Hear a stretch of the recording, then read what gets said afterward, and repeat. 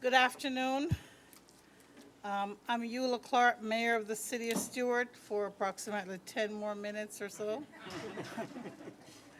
I'm calling to order the regular meeting of the Stuart City Commission today, December the 13th, 4 p.m. here at the Commission Chambers, 121 Southwest Flagler Avenue. This is our regular City Commission meeting.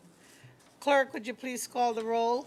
Mayor Clark, Yes? Vice Mayor Matheson, Here. Commissioner Bruner. Here. Commissioner McDonald. Here. Commissioner Meyer. Here. Thank you. We'll start our meeting with the Pledge of Allegiance.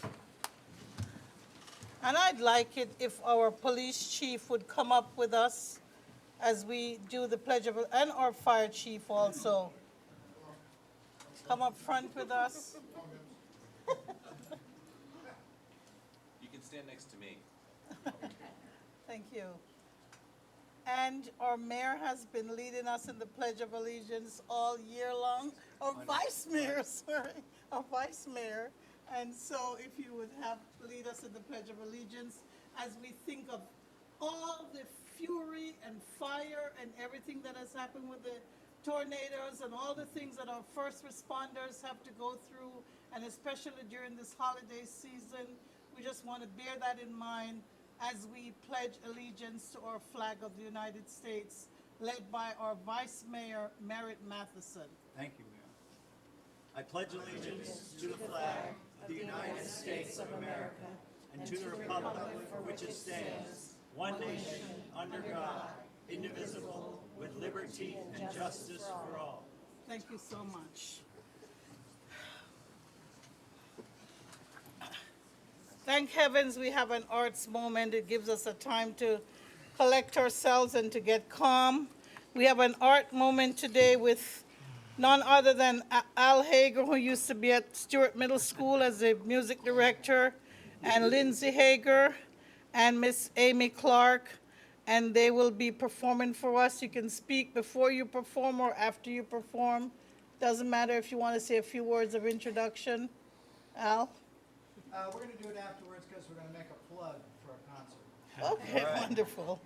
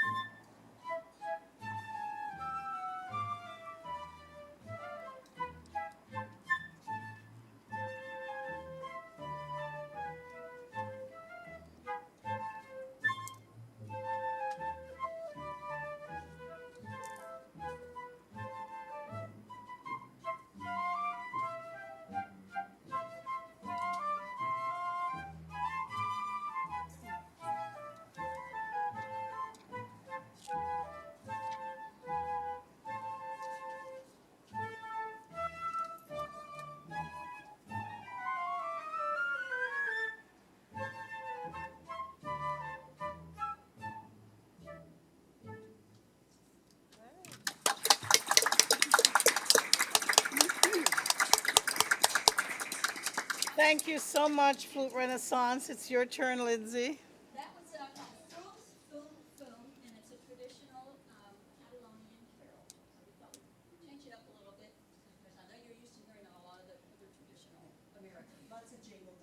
Don't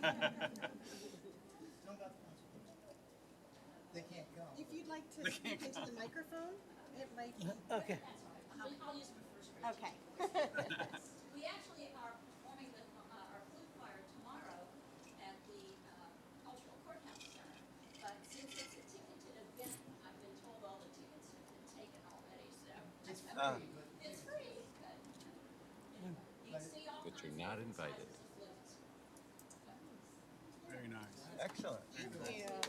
Stay right here. I'll speak in my, first grade teacher voice. It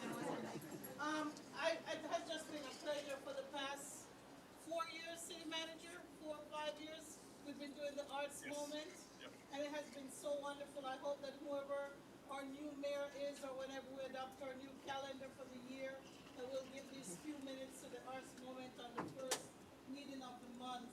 Flutes Renaissance, we thank you. Certificate of appreciation. Ben is ready to take a picture, so we can either do it with the instruments. Maybe we can take some of these to the side. Okay. Yeah. This is not a union job here. Union job. We're non-union here in Ottawa. Smile, Mike. Thank you for that, Brett. I was busy reading something else. I would have looked like the Grinch. Thank you very much. Thanks. You know where that comes from.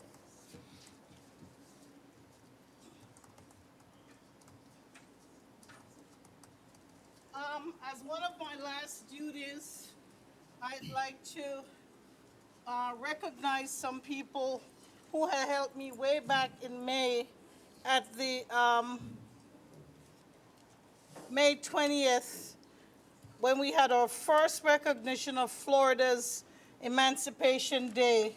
And I did give out some certificates then, but then it took me so long to get out to other people and to catch up with them that I actually had these other certificates emblazoned, and I hope that the people are here tonight. I'm gonna go down, and I hope that they'll come up and maybe we can get a group shot. So these are certificate of appreciation for Emancipation Day volunteers. And so we have Miss Alice Lockhart.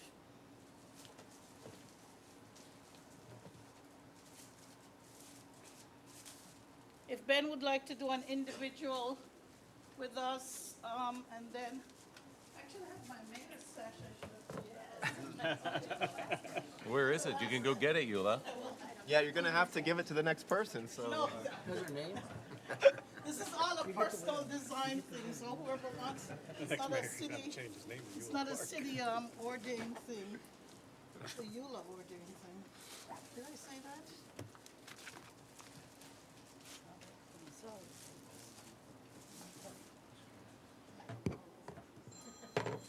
Oh, she does have it with her. Just happened to have it with me. Okay, so Alice is right here. We're gonna do this with Ben.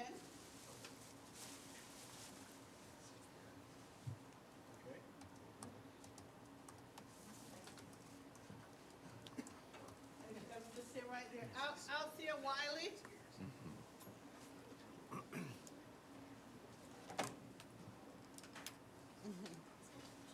Our very own TV news broadcast. Yeah. Yes, Miss Wiley, thank you.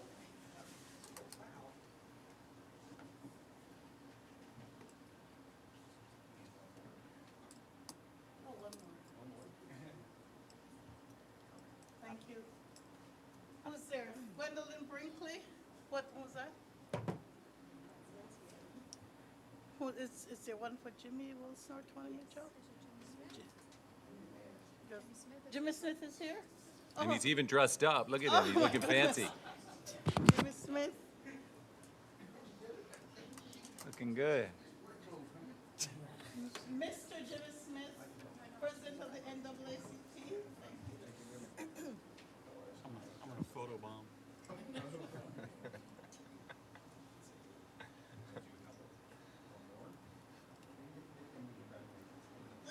Yeah, David, don't do the bunny ears, David.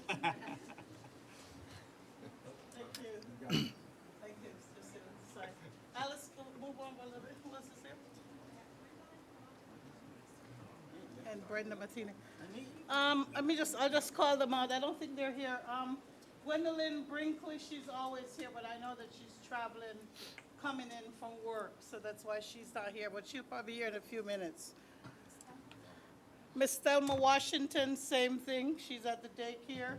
Mrs. Thelma Washington from the Gertrude Walden Child Care Center. And Miss Bobby Scott from St. Paul AME Church. Miss Brenda Matheny from St. Paul AME Church.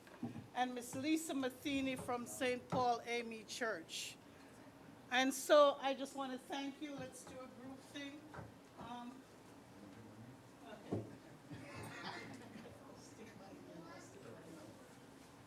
Okay. Ah.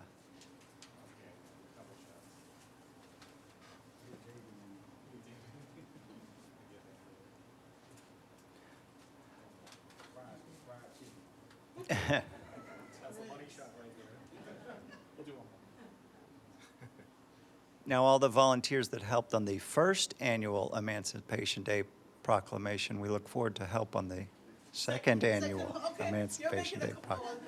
making a You did. You're Oh, right. you want David to come down and take a picture? Get him on down Oh, there. we rewrite history now. David's a very handsome man. People like to have his picture taken with him, I've heard. Narrative. You did all. To fit our own narrative. We don't want to touch that. We call him Mr. YouTube here at City Hall. We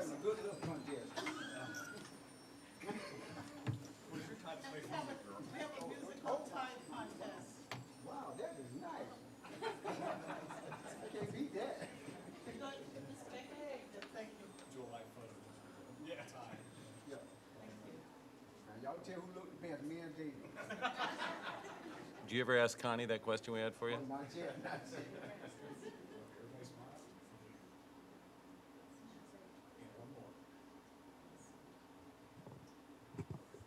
Thank you, everybody. Thank you. Thank you, I'll get that.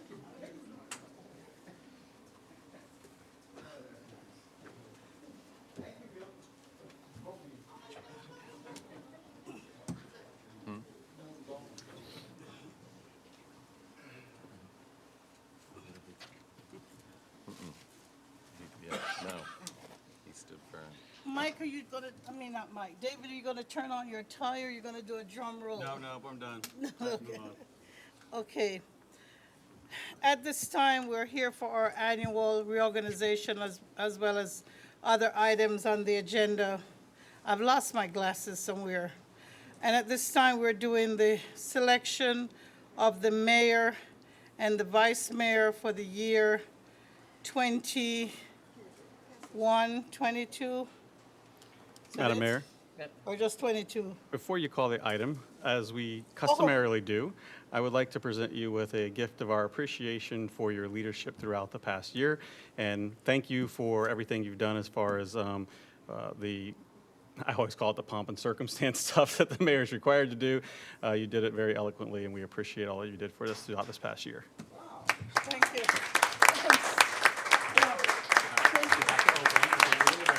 Oh, I have to open it. Oh my God, thank you. Thank you, don't cry. Oh my business, this is my old, okay, I got new business cards. Oh, we'll have to replace those. Mayor Clark, City of Stuart, 2020 to 2021.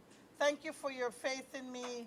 It has been tough the past 4 years, well, 3 years, and I'm glad that the folks and the residents, the voters, and the staff at the City of Stuart saw fit to continue to believe in me, allow me to serve you, and I will continue to serve you until the rest of my term in August, and then we will have elections again, and I pray that I will continue to be of service in the City of Stuart. Thank you so much, and thank you, City Manager and staff, and for Madam Clerk, thank you so much for helping me through this year, you and your staff, and to all the department heads, I say thank you, and I'm not going to embarrass anybody, but I will embarrass Mr. Leggett.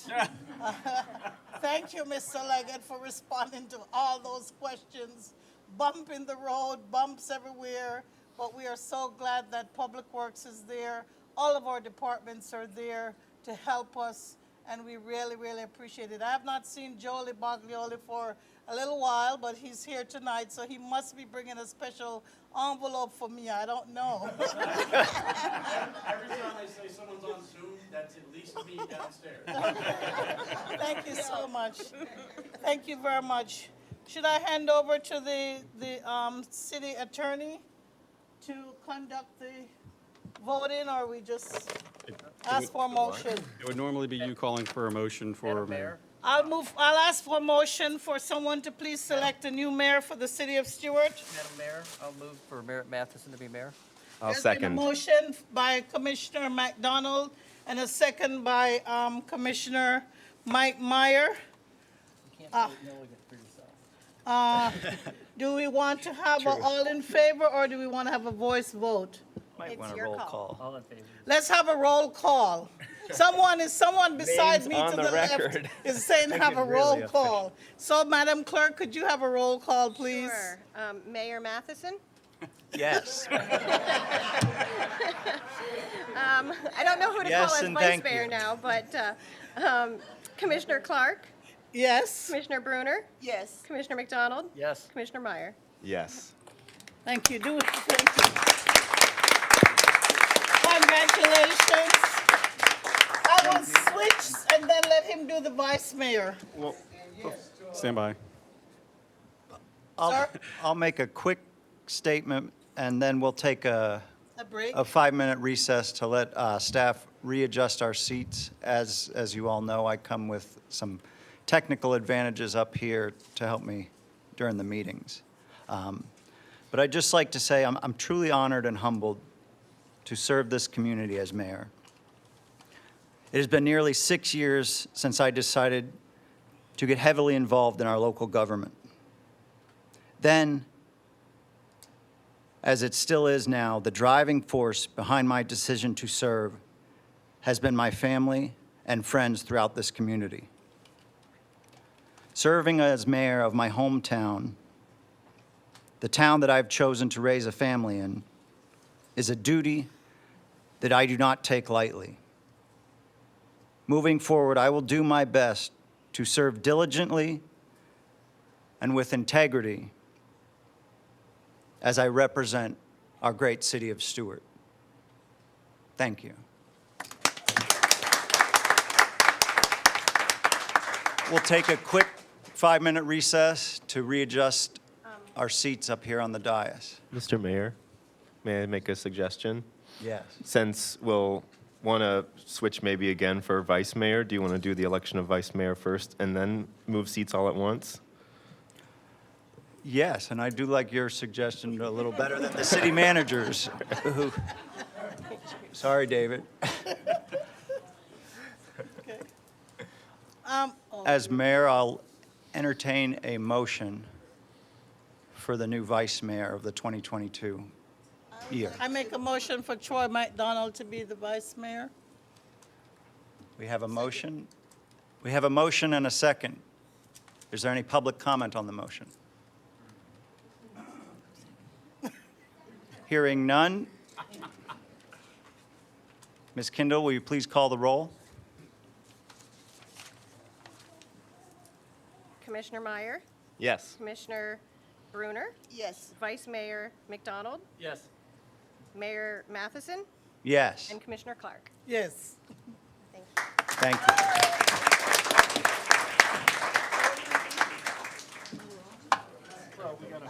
We have a 5-minute recess.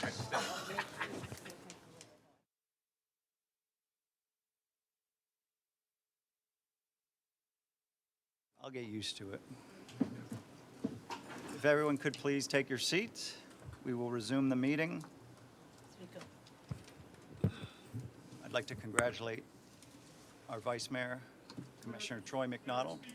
Speaker. I'd like to take this time to congratulate our Vice Mayor, Commissioner Troy McDonald, as well. Congratulations.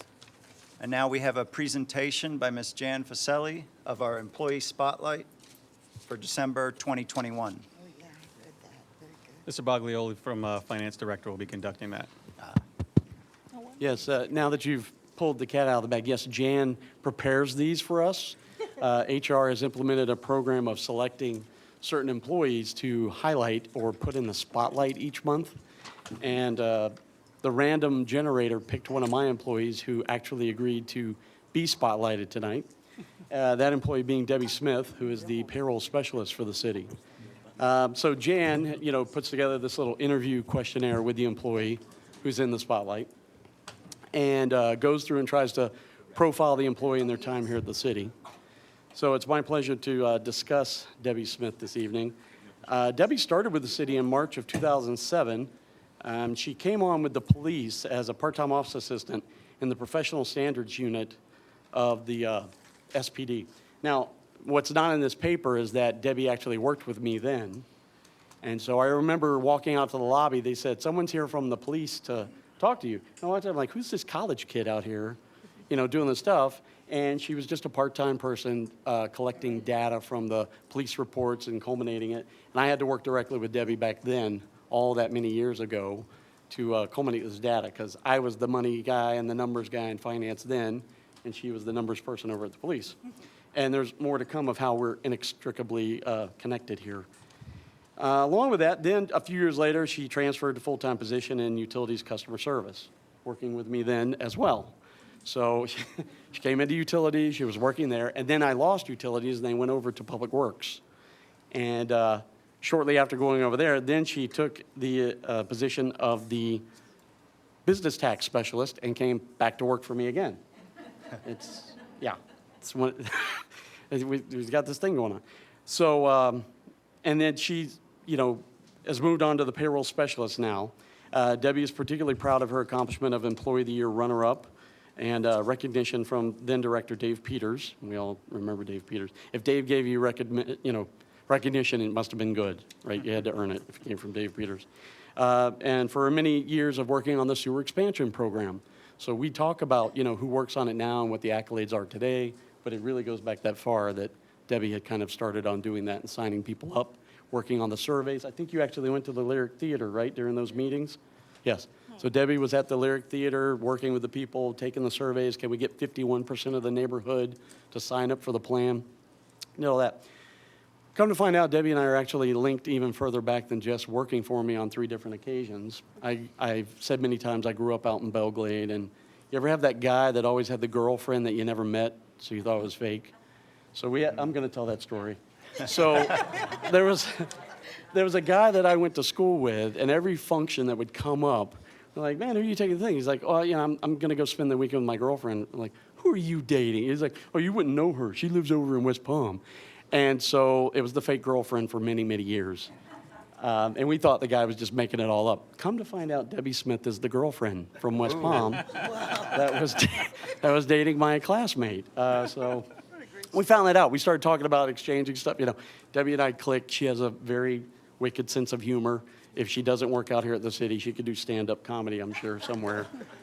So yeah, Debbie and I, started talking, exchanging names. Like, wait a minute, I knew that guy. Well, I knew the guy. And then next thing you know, she's the mystery girlfriend. Debbie and her husband, Sean. Very funny, yes. I was just thinking of the guy I went to school with. You just told the whole story about him. Yeah, never mind. Different one. Yeah. Sean, if he's on the video, it's Sean. Yeah. Now, and Sean's a very funny guy also. I could see why the two of them have been together 25 years. And the other thing about Debbie is that catches you off guard is she has 4 daughters. Wow. So, she brought her family one day, and I'm like, it's a basketball team coming in, And then, of course, 2 of her daughters worked at the city. One daughter worked as a recreation leader, and the other one worked as an HR assistant and for the city clerk. And so they kept saying, like, oh, that's Debbie's daughter. I'm like, no, that's not Debbie's daughter. They go, yes, it's one of Debbie's daughters. Like, okay, there's 4 of them. So we never knew which Smith daughter we were talking to in there. But she and her family love to travel. They have their 2 dogs, Chubbs and Maui, which before I got up here to speak, she showed me these adorable photos of her dogs wrapped up in garland and Christmas lights. These 2 little chihuahuas sat still, and it brought tears to her eyes to tell me about these 2 dogs. something that their family likes to do. They like to travel a lot in their spare time. They've gone some interesting places in the United States, Brisbane, Arizona, and Bozeman, Montana. They included a trip to Yellowstone National Park, and they frequently visit Nashville, Tennessee. What's in Nashville? Oh, okay. Oh, yeah, that's where she's living now. Okay, all right. What? Yeah, No. Steve's in Nashville. Nothing to worry about, Sean. Steve's in Nashville. Yeah. They, you know, if somebody's going to step in, it's going to be me. And the family makes an annual trip to New York City where they visit Broadway shows, a favorite activity of their youngest daughter, Brianna, and they've watched Wicked and Frozen in the historic Gershwin Theater, and both amazing. Debbie, both the shows were amazing. Debbie recommends seeing them anytime you can. This summer, they're going to return to see The Lion King. And then another thing about Debbie is they're always doing something. So over the last 2 years, they've been renovating their dream home in Jensen Beach. Literally, she comes in talking about stripping floors and putting up new walls and hardwood and laying cement. Like, you're doing this all yourselves, right? Yeah. And they're going to be installing a hardy board. I had an experience with hardy board, so I pity you already. Like the black lung that the coal people get, hardy board will give you white lung, so make sure you wear the stuff. So they're putting a hardy board and resurfacing their pool deck. They love home renovation projects. Debbie's also an avid photographer, and she likes to paint and craft. She has much of her artwork up on the wall around her house. What's not in this piece of paper, surprise, is Debbie's photo won the contest this year for the budget cover and the CAFR cover. Correct? Yes. So go Debbie, yeah. I mean, finance doesn't vote on it. We let the rest vote on it, but when we knew it was Debbie's photo, we threatened people's paychecks. We understand your power. Yeah. And Debbie right now is working on getting her real estate license and her additional payroll certifications. And when she was asked what she likes about working for the city, Debbie said she is grateful that the city provides educational and promotional opportunities that anyone can pursue. She also enjoys the family-oriented atmosphere, the phenomenal health coverage, and the genuine concern management has for their staff. And she likes to commute from Jensen Beach to City Hall. And that's Debbie Smith. Thank you very much.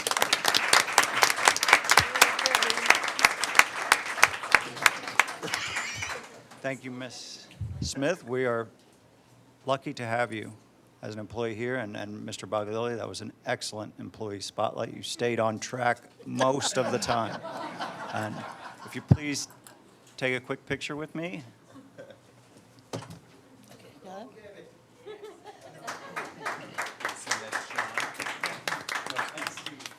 She's crying.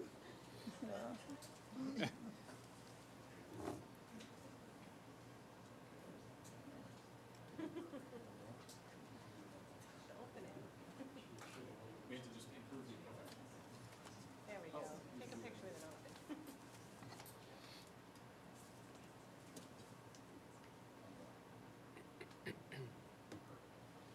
Thanks.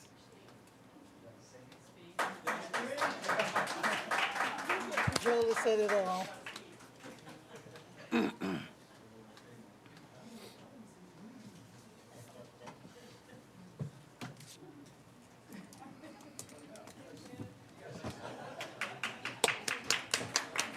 Thank you. All right. Now we have comments by city commissioners, and in the future I'll be looking to my other commissioners first, but I would like to make a few comments. First off, happy birthday to former mayor and current Commissioner Mike Meyer. And I'd like to thank Commissioner Bruner and any other commissioners who helped out in our decorating of the city commission tree for Santa's City Lights. And I'm thankful for the Board of Realtors for taking on the task last year and redoing it this year to spread that holiday cheer when we had to make the very tough decision of canceling the Christmas parade along with the V&A due to the pandemic.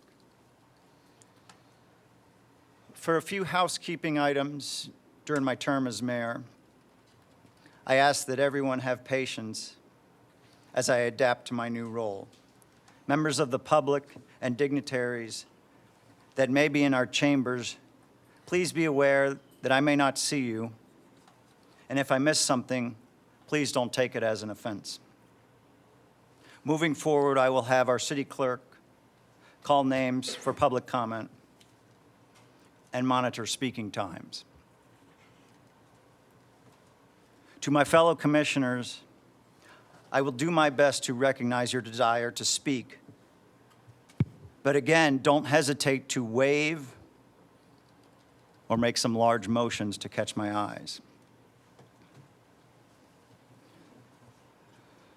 For our last commission meeting of the year, I wish everyone a happy holiday season, and I promise to do my best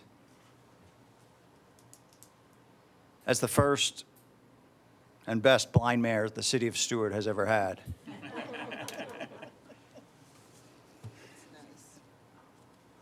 Commissioner Meyer, do you have any comments?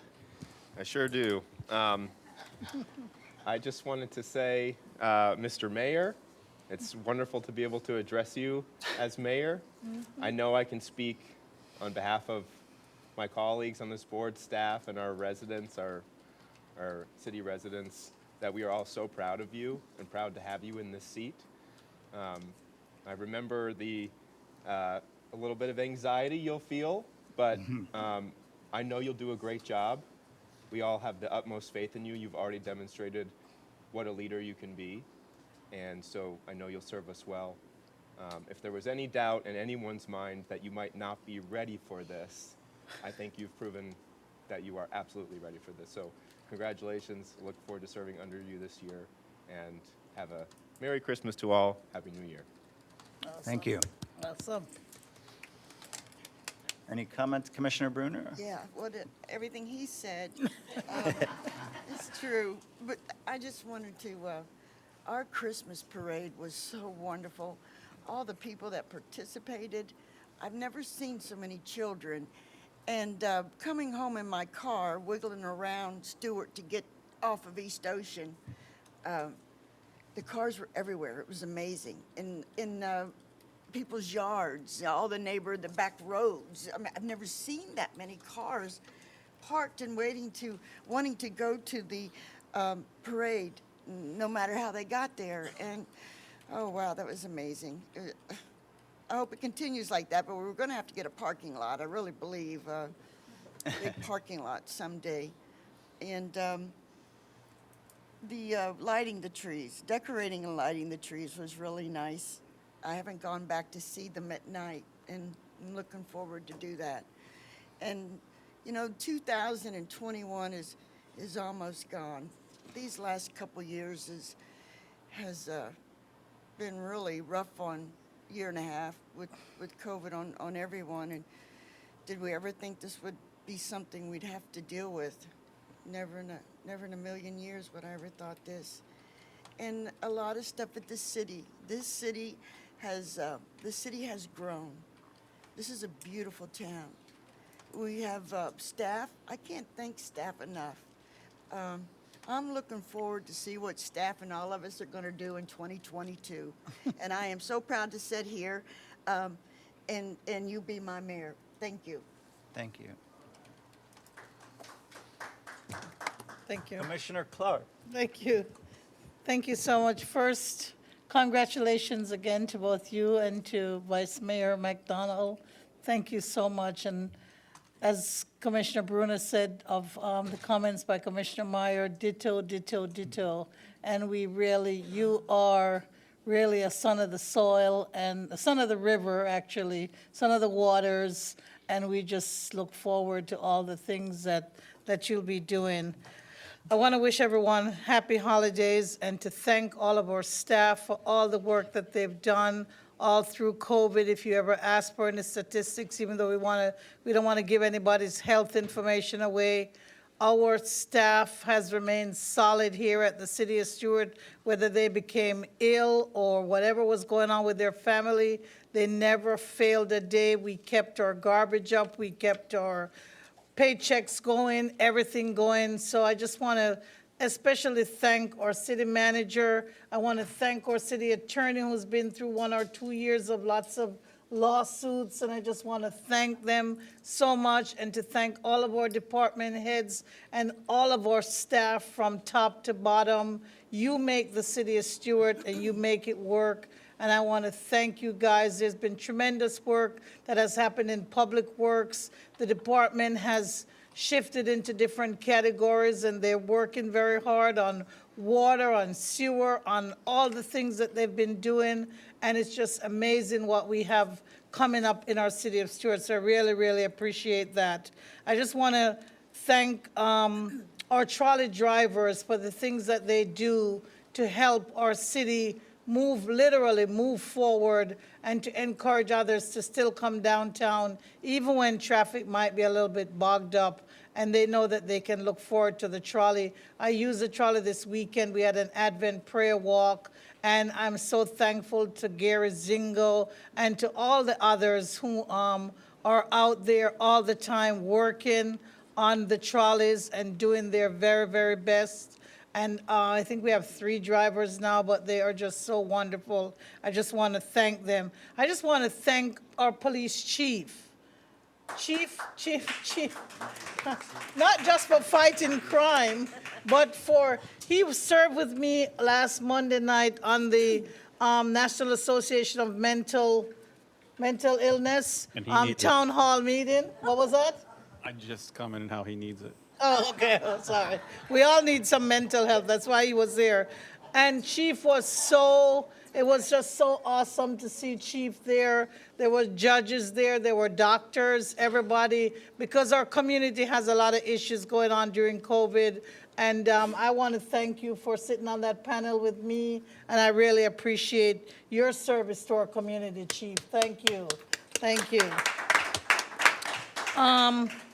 We had, in thanking others, I had a little thing across at Mulligan's here on Friday night, Wings and Water. I couldn't get the invitation out to everybody because I decided late, but I want to just thank everybody who came out to that. It was a very nice event for our community, and to see the community participation, I really appreciate it.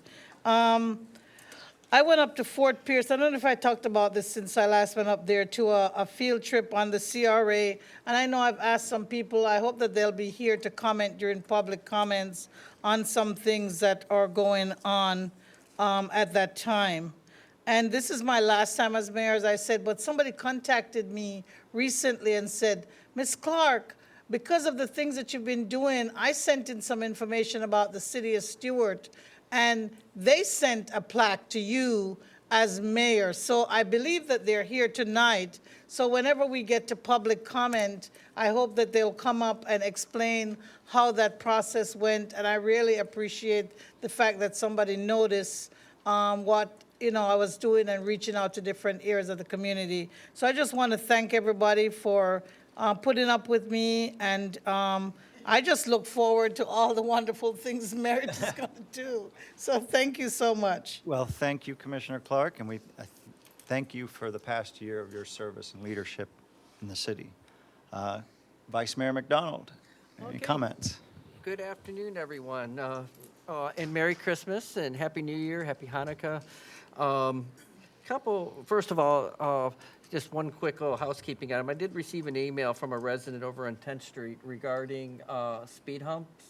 Oh, my And friend. I went over, I contacted the resident, I also went over and looked at it, and there is a bit of it's like hitting a little bit of a small little wall when you go across at the edges of the road. So if we could take a look at that. I'm sure Milton's already on it. Milton's already met with him. I Yeah, think they have yeah. a resolution. Yeah. Okay, perfect. I figured Milton would get it taken care of right away. So, you can always count on Milton.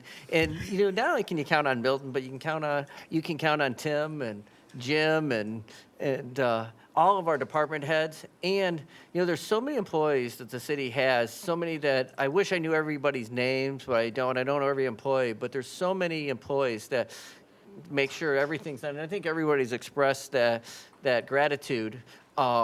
to all those employees. There are so many unsung heroes. The garbage men that that when they know there's someone that has trouble taking their can out to the street, stop and pull the can out to the street. The code enforcement workers that are out there doing the hard work, the police officers, the firefighters, the folks in the water department, making sure that, I can guarantee you there's a lot of things we won't get phone calls on. Someone turns the tap on and water doesn't come, or they can't flush their toilet. We're going to get a lot of phone calls. And, thankfully, all the years I've been here, I've never gotten that phone call. Mm-hmm. So I think that's, so I just want to thank everybody, as we go into the new year, for all of your assistance, and I'm very grateful for each and every one of you. So Christmas, this year, just a few of the events that, tree lightings, parades, Christmas trees in the park, boat parade. I have never seen so much public participation in these events, and I think everybody's ready to get back to it and really enjoy themselves and get into the Christmas spirit. And speaking of which, while at the Christmas tree event with the realtors on Friday, I ran into Santa Claus, and he had some gifts for the members of the commission, and I said I would deliver them. So let's see, what do we got here? Who's this one for? This one is for Commissioner Clark. Oh, thank you, Santa. So make sure you send Santa a thank you gift up to the. This is from Mr. Dias. Oh, I got something? Thank you, gift. Thank you. Thank you, gift. I had to tell my daughter I called Santa the other day because she was having a little tantrum. And he didn't mention anything about gifts. Thank you, Troy. Thanks, Santa. I'm just the delivery guy. Santa. Mayor Matheson. Thank you. Mr. Meyer, you just wandered over here. I believe that's for him. You want to put it down first, right? Oh, wait a minute. We got one for our own Kraken, Mr. Martell.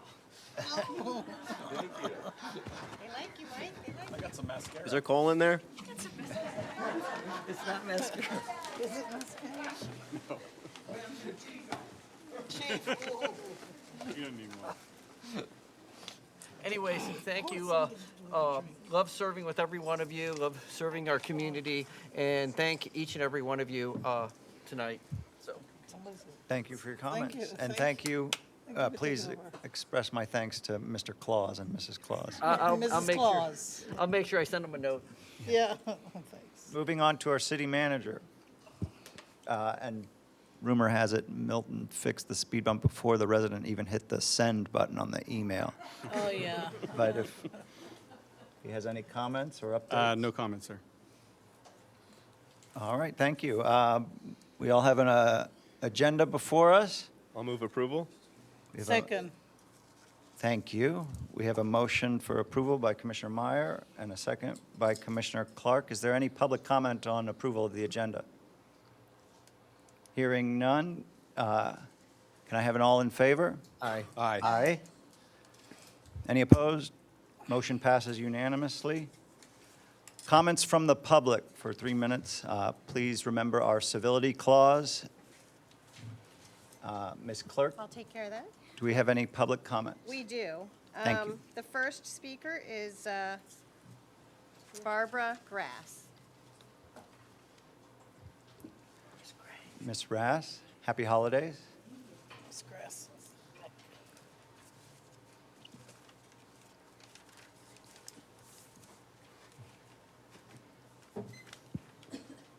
My name is Barbara Grass. I live at 63 Southeast Palermo Court, number 104, here in Stuart. I am here tonight to talk about how I feel the city has failed me. I live in a community on Central Parkway that was built with a wall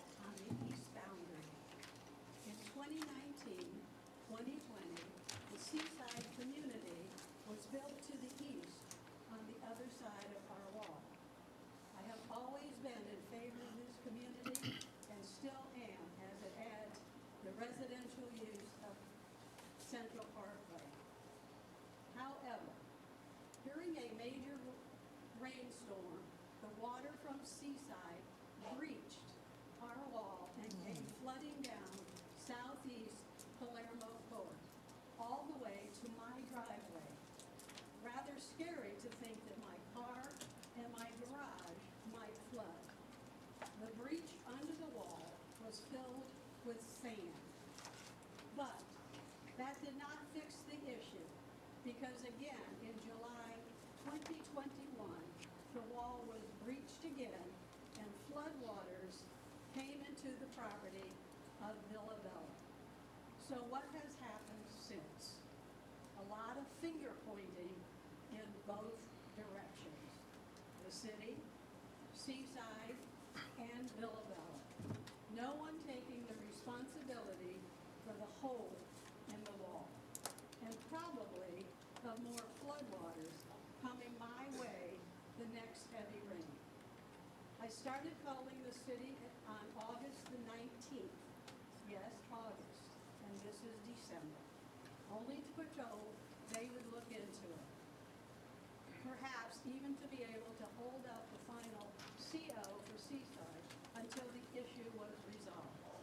I called again on September 25th. Now it is Seaside community that is responsible, I'm told. So where are we? Nowhere. It seems my HOA has had to now even get our attorney to take action. Why? So that my HOA budget now goes up. Who caused the issue? The development next door, whose property is damaged. The one that had the existing wall. Well, who granted the final CO to a developer? The city. It is nothing but a bunch of finger pointing, no one taking responsibility. My action now is to find flood insurance to cover my unit, since I am the closest to the flood that will be caused by the next rain because of the wall that is breached. If the city cannot resolve an issue from July, Thank you, ma'am. now December, Thank you. That was the end of your 3-minute time. done. Yes, ma'am. Thank you for bringing this to the commission's attention. Yes, thank you. Okay, our next public comment is from Jimmy Wilson.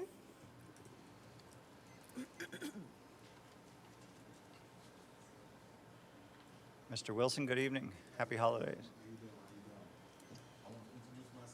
The mic.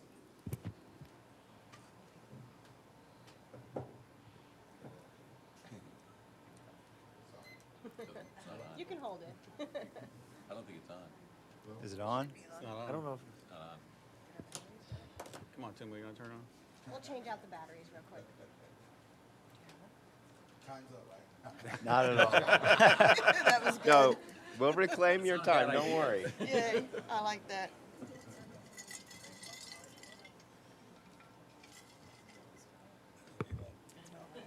Do we have an alternate?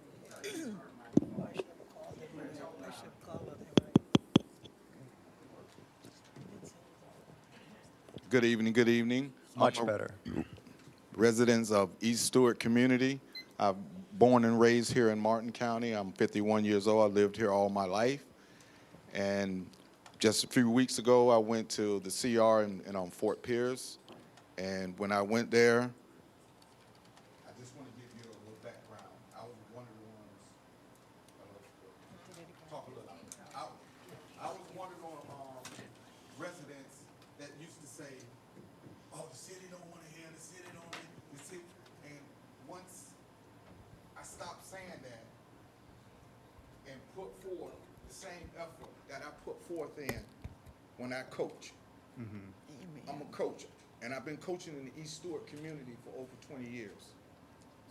Most programs I coach, the kids don't pay for nothing.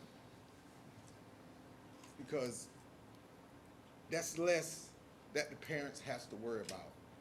And I'm also joining a Father Head Start that's here in Martin County. It's in Stuart, it's located right over there where the OAs are, where it used to be. Teaming up with them, so when I'm a coach of football and I know the kids I'm dealing with, and I could reach out to the fathers and I could have things where the father and son could participate and build the bond, build memories. As parents, you know you want memories with your kids. And when I went to Fort Pierce, I saw how they reached out to the community. I mean, hard work and dedication, I know you guys have done over the years and get education. And what happened was they put that to the side. and said, let's go listen to what the community.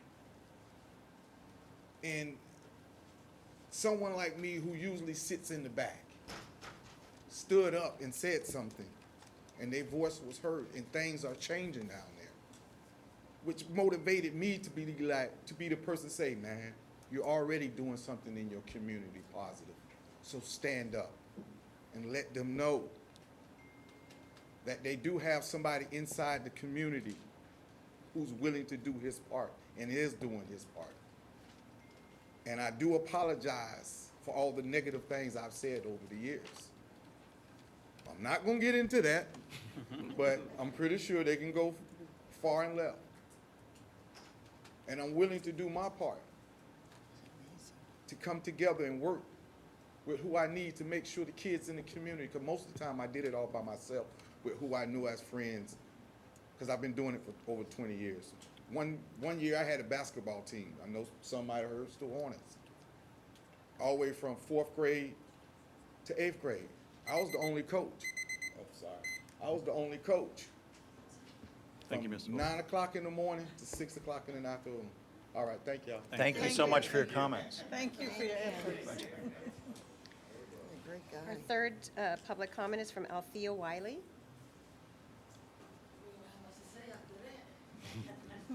Ms. Wiley? Good evening again. Of course, my name is Althea Wiley. Born and raised in Johnson Beach, by the way. I really want to say thank you. I want to say thank you because you took out the time to hear the community, and that was very important. And I know I wear my feelings and emotions on my shoulders. I understand that.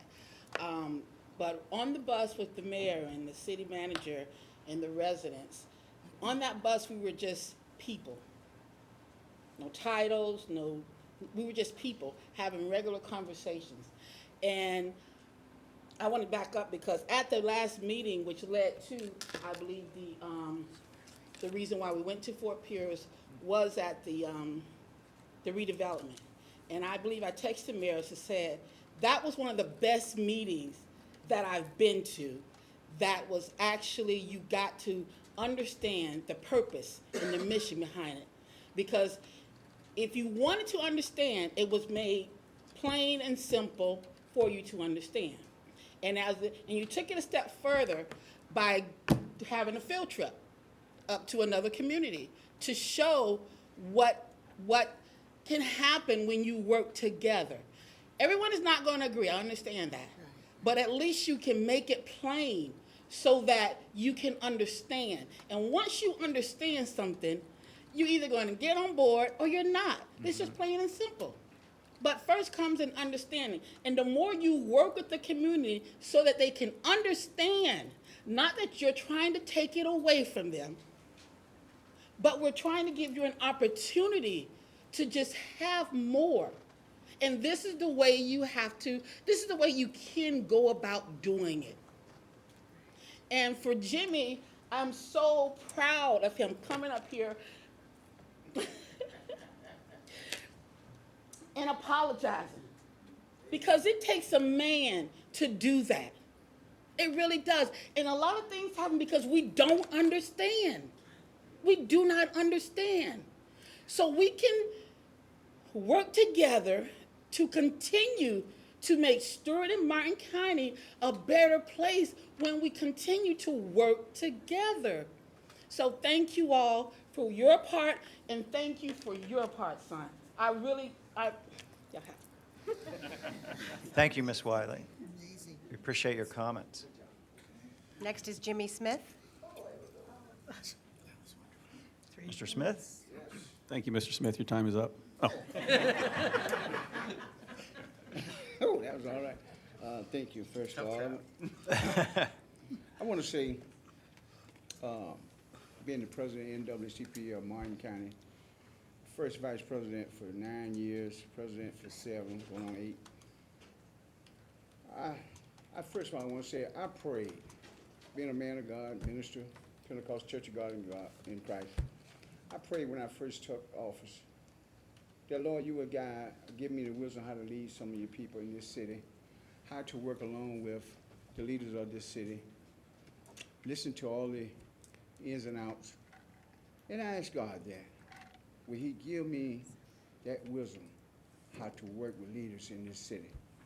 When I took office, there was a whole different set of commissioners here. Besides our Mr. Martell was here then. And through that prayer, I didn't know what the Lord was going to do. And speaking to a lot of the community, through prayer, I see what God have done. And in order to bring change from every department in this city, to bring change, expect change, you have to have change. And God have brought change here. I don't think any of you are over 50, 60 years old here. And no disrespect to age. But that's one thing I learned. If you want to change later, we're going to have the kids to come up and take our place. There's a time. So God have blessed you all as being some of the greater commissioners and leaders of this city since I've been here since 1962. I'm not just saying that what happened in the past ain't wasn't great, but I can say that God has moved and the prayers have been answered. I have seen many changes have been done here. I have seen so many, even in the police department, the relationship, even not all through the city, even now working with the Department of fixing up things here, even now all the way up to Mr. Mary Mathis being our new mayor. I think Mike Myers nailed it in the butt by saying, man, I know you're ready for this job. Can't you tell he dressed to clean? He's ready. And I'm proud to see that Mr. Jimmy and our community have came forward because we need this. We need them to have a relationship with you all. Being the president of NAACP, I hear from Palm City to Sewers Point to all over saying what kind of problems we have. And I know that every problem is not going to be solved the way someone wanted. But if we believe in God, that God works to bring all things together for his good, that who loves the Lord. Sometimes we're going to have to understand your way ain't always be. But if you have patience, maybe your way don't work now, but maybe later it will come to be clear. You Thank have you, to tell me, Mr. I know it's over. I've got to. But I want to say thank you, and thank you all. Thank you, Mr. Smith. Thank you. Our next speaker is Linda K. Richards. Well, that's Ms. quite an Linda act K. to follow. Richards. Quite an act to follow there. Congratulations, Mayor Matheson. I just wanted to say, I'm Linda K. Richards, Cabana Point Circle. I attended the last meeting on the 22nd. So I was quite ill, so I couldn't be here in person. I watched on Zoom, watched all the way to the end. You didn't have public comment after your deliberation of your discussion. So normally I'd be supportive of discussion about concerned over growth. But in this case, at that meeting, I looked at my Zoom computer, shocked and flabbergasted that you all sat up there bringing up issues that we, the concerned citizens of Martin County and Stuart, have brought up to you over at least the last 3 years that I know of. You sat up there. I personally sat across the table from every single one of you. This map, I made it. This one, it's now kind of part of the city took it and has developed something. I sat there, I talked to you about population density, talked to you about school concurrency, environmental concerns, that all of these projects, every one, Bridgeview, we had the Harbor Groves, we had the Spring Tree, we have Central Parkway Lofts, we have Canarsie PUD, and then 3 weeks ago we sit up here and we hear all the concerns. So I sat and I listened to that meeting. I listened to all 5 of you voice concerns. Well, I'm here to say it's a little too late.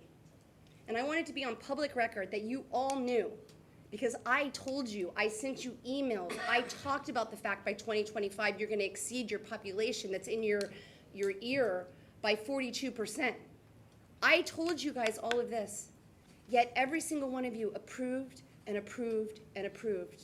And Commissioner Bruner, you were the one making the motions, you were the one approving, and then you sat up here 3 weeks ago and you said, oh, I am not going to vote for any more. This growth is terrible. You know, I can see it because it's your constituents have come to you and said, what's going on with all this? I don't know any of your personal constituents, but I know personal constituents of other of you up there who have said to me, I cannot believe what has been approved. I cannot believe what is being done. And you know what? Some of you are very lucky because the city of Stuart is very small and there aren't very many people who are willing to run for this position. But I can tell you that at the next election, I will do everything I can. And it would be me, except sadly, I live this far out of Stuart. I have Stuart here, I have Stuart there, and I have Stuart there. But where I live is Martin County. And my voice to you means very little. I'm sure someday you guys are going to come and annex my land. But until then, Thank you, I Ms. will Richards. continue to fight. Thank you, Ms. Richards. Robin Cartwright. Ms. Cartwright, good evening. Good evening. Congratulations, Mayor Matheson. Robin Cartwright, 703 Southeast Hibiscus. I'm going to stick with Linda Kay and just kind of bring down the room, I guess. The density map that Linda Kay was referring to was presented to the LPA on February 11th of 2021 and the Commission on March 8th. We asked for the map from the city on April 14th, and it was provided to TC Palm in an email in mid-April, approximately on April 23rd. During that time, we asked about water runoff, the environment, water quality, school concurrency, all related to Bridgeview, Central Parkway Lofts, the parcel on Palm City Road, and the Canarsie PUD. And tonight, you're going to discuss standardizing fees to be assessed when a developer cuts trees down. It's the lack of the proactive effort that's disturbing. Like the lack of the proactive effort when EW Consultant reviewed a property at Bridgeview and said that there were no plants that were on the state endangered plant list. However, the Native Plant Society found literally hundreds of them and had to have a rescue effort in 24 hours to move them. So my question to you tonight is, I appreciate that now you're being proactive, having concerns about the growth of Stuart. I agree with Ms. Richards, it is too little too late. Because what you've approved, even if it gets sold to another developer, the PUD goes with it. And we all know that they can come back and ask for another variance. What I'm asking for is at what point are you going to be proactive to make sure that your current constituents, those of us who live here and vote for you, are actually being listened to instead of screaming into the microphone like we do at these bi-weekly meetings. And I hope you'll start being more proactive, not just when you're being screamed at by your existing constituents. Thank you, Ms. Cartwright. Gwendolyn Hall Brinkley.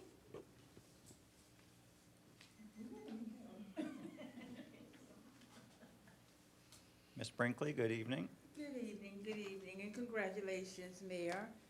I've been coming to, first of all, hello to everybody. I've been coming to the meetings now for maybe a year, year and a half. And as I've been coming, I have learned some things. I don't live within the city of Stuart. As a matter of fact, right now, I don't live in Martin County, but I'm born, raised, and I breathe East Stuart. I stand up tonight because as I've been coming, I've noticed a lot of people have come up here and they've given you all suggestions and they've given you ideas. And as I was sitting back tonight, you honored and you were doing your employee spotlight. A little light bulb just came off in my head. And I just want to give you a suggestion. You do an employee spotlight every month. Why not do a citizen spotlight every month? Whether they agree with you or disagree with you, they give you ideas. They're the reason, and they give you the momentum, okay? You use some of those ideas, but I think these people have valid points, and it's not as much as you're trying to spotlight them to win them over, but you're letting them know that you actually hear them. So when you can acknowledge a person and let that person know, I heard what you said. You're only going to do 12 people a year. And you have more than 12 people to come up here to give you an idea. But it's just a suggestion. As well as you do the employee spotlight, you have Ms. McBride that's at every meeting. Okay, you have the young lady back there that I've seen almost at every meeting. This young lady, everybody's not going to agree with you. Sometimes I don't even agree with you. But You're not gonna have an Althea. You're not gonna have a Jimmy. You're not gonna have a Jimmy. But you're gonna have a collective of people. And all I'm saying is just give them some recognition. Thank you. Very good idea.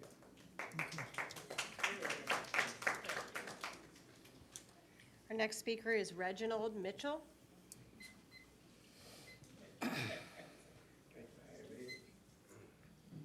Mr. Mitchell, good evening. Good evening. My name is Reginald Mitchell, co-founder of Mentor to Men, Treasure Coast Hornets football program, and just recently partnership with the Fatherhood. I'm here to say thank you, guys. I've been going for like 5 years, and on this panel, what I see today, I see about 5 or 6 people that's really been supporting me on my mission to, get our youth, in order and online. So first and foremost, I'd like to say thank you guys for giving me the opportunity to work in the city of Stuart. Now, we just recently had a trip down to Fort Pierce, and I'd like to speak on that. I like to say that what I got out of that was unity, which not saying we don't have unity in Martin County, because we Martin County strong, Stuart strong. It's just that I noticed that they pour more into the youth and the community ideas, and they put in their muscle behind it and making it work for not just the youth, but for the community as well. Now, what I seen when I went down Avenue D, because I haven't been down there so long, man, it looks like we're in New York somewhere. You got lights everywhere, you got trees coming all in the middle of the road, and it brought, to me, it brought life. And I had a major experience. I'd like to thank everyone that tagged me along to get on the bus ride. Again, like Ms. Althea said, it was like we was normal people. We were sharing ideas with each other, and we just, we ate together, and it was nice. So again, I'd like to say thank you guys for helping me help East Stuart grow with the youth. Thank you. Thank you. Thank you. Any other? Do we have any public comments on Zoom? Jim? No, that's, Ms. Helen McBride. Ms. McBride, I good kept evening. waving at the chief, but he wasn't Mr. here. The Vehicles. chief, He thought you were flirting. oh, sorry. Helen McBride, Flamingo Avenue. That's why he's blushing. Good evening, Ms. McBride. Good evening. Congratulations, Thank Mayor you. and Vice Mayor, and thank you, Eula, for your service. Greatly appreciate it. I also was a member of the group that went to Fort Pierce. I want to thank the city and Jim for inviting me, and I'd asked a friend to come with me. It was very educational. These 2 young men that just spoke, I can see the future of Stuart in them because they're dedicated. And this young lady, but I'm old, but I'm going to, till the day I die, I love Stuart, and I'm going to make sure we get what we all want. I realize people in Martin County don't, and we got a commissioner on that in Martin County, that don't like our city, but we all love our city. And so I just want to thank you, and I know you 5 and working together with the people of Stuart, we're going to, like I went to, I was always told, never go to Avenue D to go to Fort Pierce. And I was shocked. I really, and those people, and they were so nice, and they were just a great group of people, had a lot of shade trees. I thought of you all. Oh, I also want to say, we said about the parade, but in my neighborhood, in the Broadway section, there's a club, it's a Sable Club. Every year, they always had the golf carts. And it was small, maybe 3 or 4 it started. This year, to see it was, on my street, we're all out, you think we're having another parade. We're all out in the driveway, and I think 3 commissioners should have been in the parade because the different ones, people on their bikes. They had their bikes decorated, the golf carts, and we were all out there. We had a wonderful Friday night. So yes, Stuart is a fantastic city. Thank you. Thank you. Thank you, Ms. McBride. I have Jim Gallegos. Good evening. Good evening. It's not often I get up here. I usually try and be a little quiet, do everything's behind the scenes. But I wanted to say something. My wife and I met Merritt about 3.5 years ago when he came and knocked on our door when he was first running for this job. And my wife invited him in, and she says, "You have to meet my husband." So she dragged me in, and Merritt came in, and he sat down with us, and he told us what he was all about. And my first reaction was a 6-year-old kid. I don't know if I want to be an astronaut or a fire engine.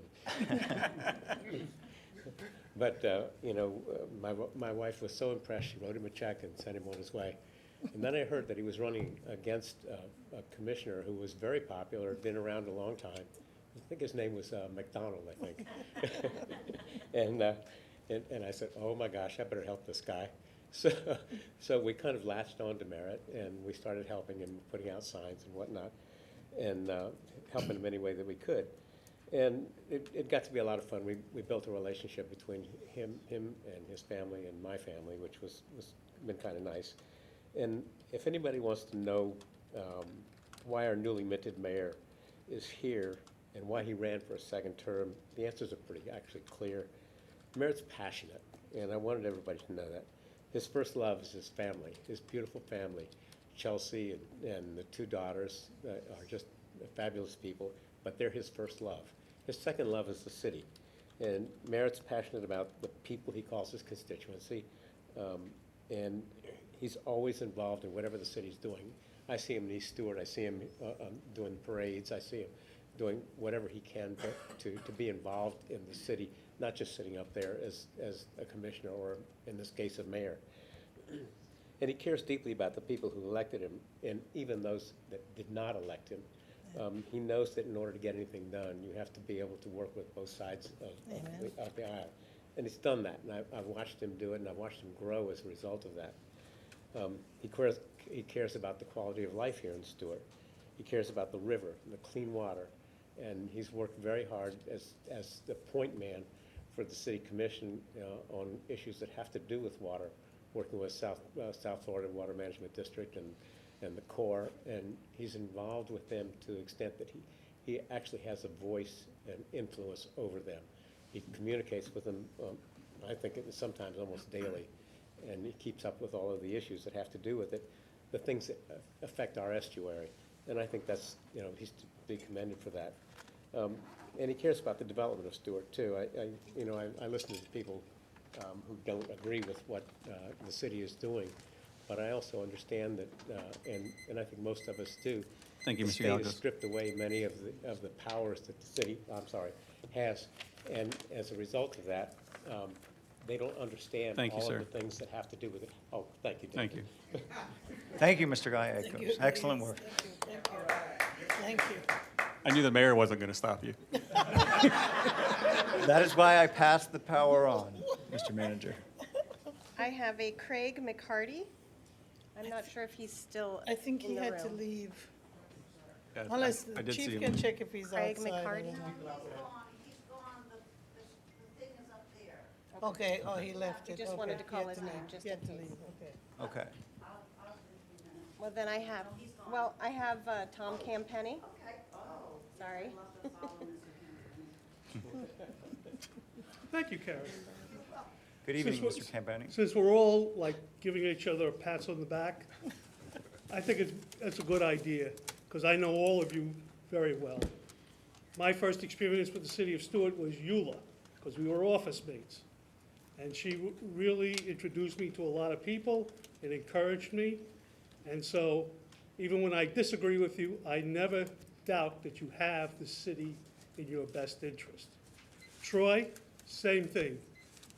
We've disagreed in the past, but I don't doubt that since you've been reelected, you have been, I'm not going to say a completely new person, but a completely good person for the city of Stuart. Thank you, Tom.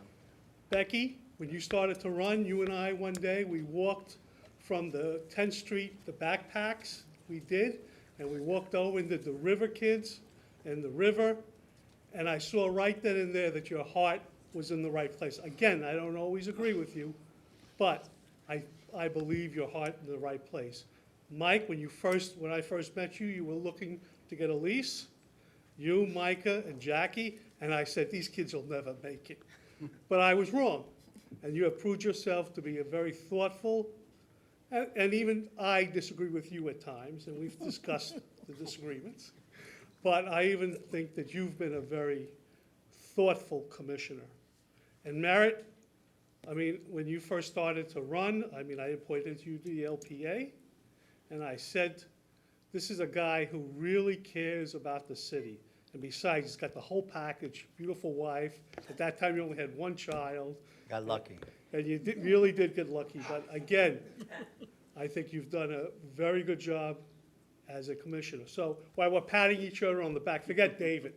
While we're patting each other on the back, I just wanted to do the same thing since everybody else is. Thank you. Thank you. Merry Christmas. Thank you.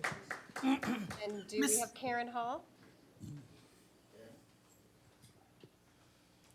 Ms. Karen Hall Rudge, Yost Rudge. Yeah, it's Hall, my maiden name's Hall. Karen Hall, 1701 Southwest Palm City Road. Thank you for your service. Sir? Do you live there? Soon. Let's keep the Anyway, comments. I just wanted to the to say, yes, when everybody's patting themselves on the back, and the unity, we do have that. We do get along. We do listen to one another. You don't listen to me, and clearly you didn't listen to these gals, but I asked since 2019 to, in our case, not to have Mr. Mortel do the whole thing. He could sit second chair, but please don't let him be in charge. That's all we wanted. That's a very easy ask. He can be involved, just sit him second chair, let someone else come in. You didn't want to do that. Now, that's why I had to do a federal case, which is going 21-14119. I had to go federally so that I could sue the city and him so he wouldn't be able to get on the case. And it was a simple request, and you ignored me. But that's what you do to the people you don't like. But we continue to love you, we pray for you, we might not reelect some of you, and I don't like when we have a government watchdog, supposedly, who tells us that someone sued, Robin Cartwright sued, and it was disparaging, and who is this woman, and what does she care about the environment? Sometimes, like me, you don't get involved until you get crushed. Then you stand up, and then you start coming to meetings. So I don't like her being disparaged, and if you're gonna be a government watchdog, then you say, don't say, oh, what'll happen if she doesn't win. Tell us what will happen when she does win, because a lot of us want to know the truth. So if you wanna be a government watchdog, be a good dog. Thank you. Thank you, Ms. Hall. May I just double check with Jim? Anybody on Zoom? None. Okay.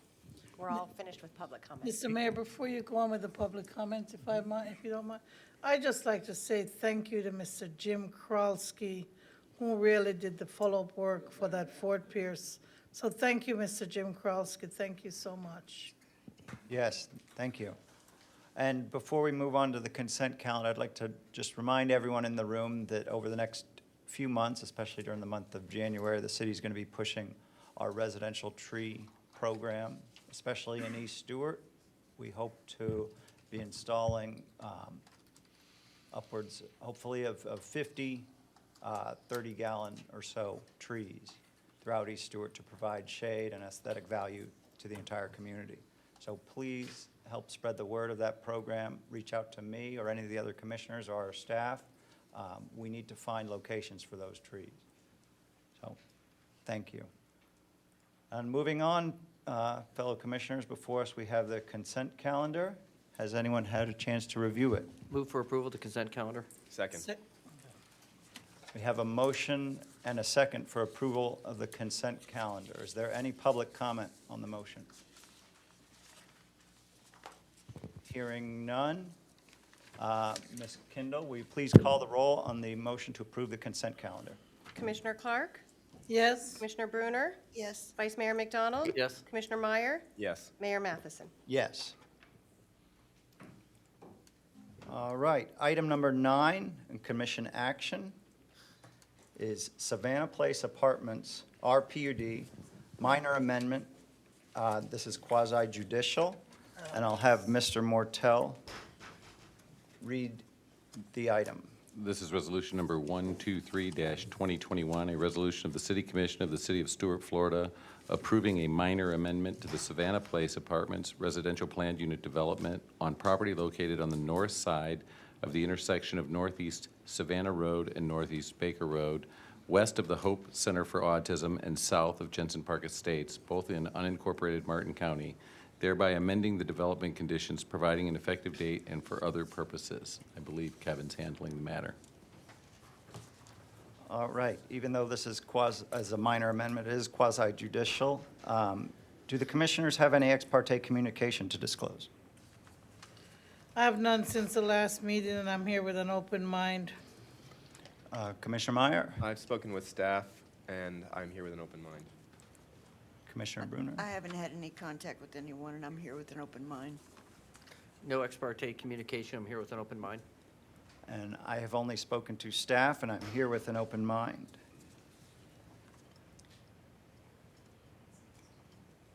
Are there any witnesses that need to be placed under oath for this? I didn't. Let the record reflect that there are 4 witnesses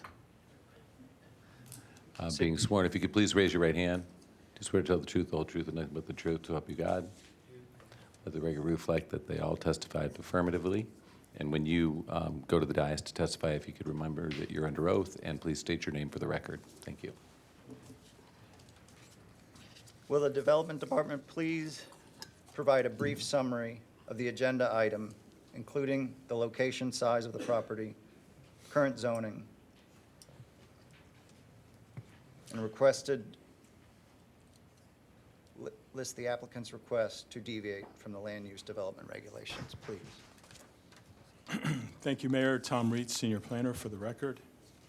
This is a minor amendment to the Savannah Place Apartments to the RPUD. So we know where the site's located, Baker Road, Savannah Road.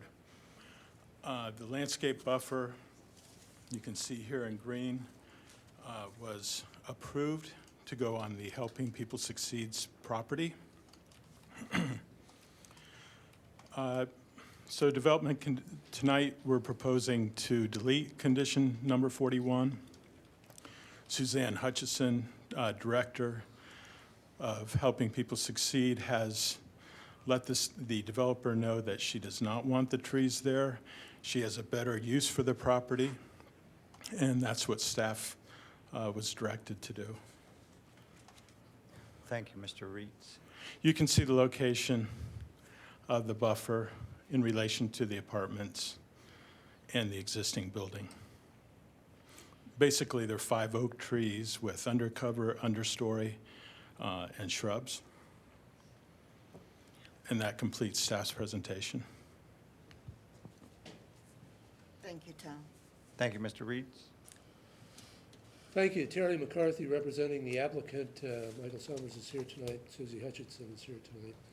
My client was out at the site with their landscaper, getting a feel for what trees they're going to place here or there.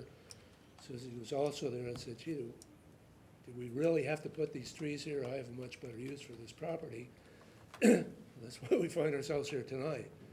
The property owner, Susie, has a better use than putting the trees in there.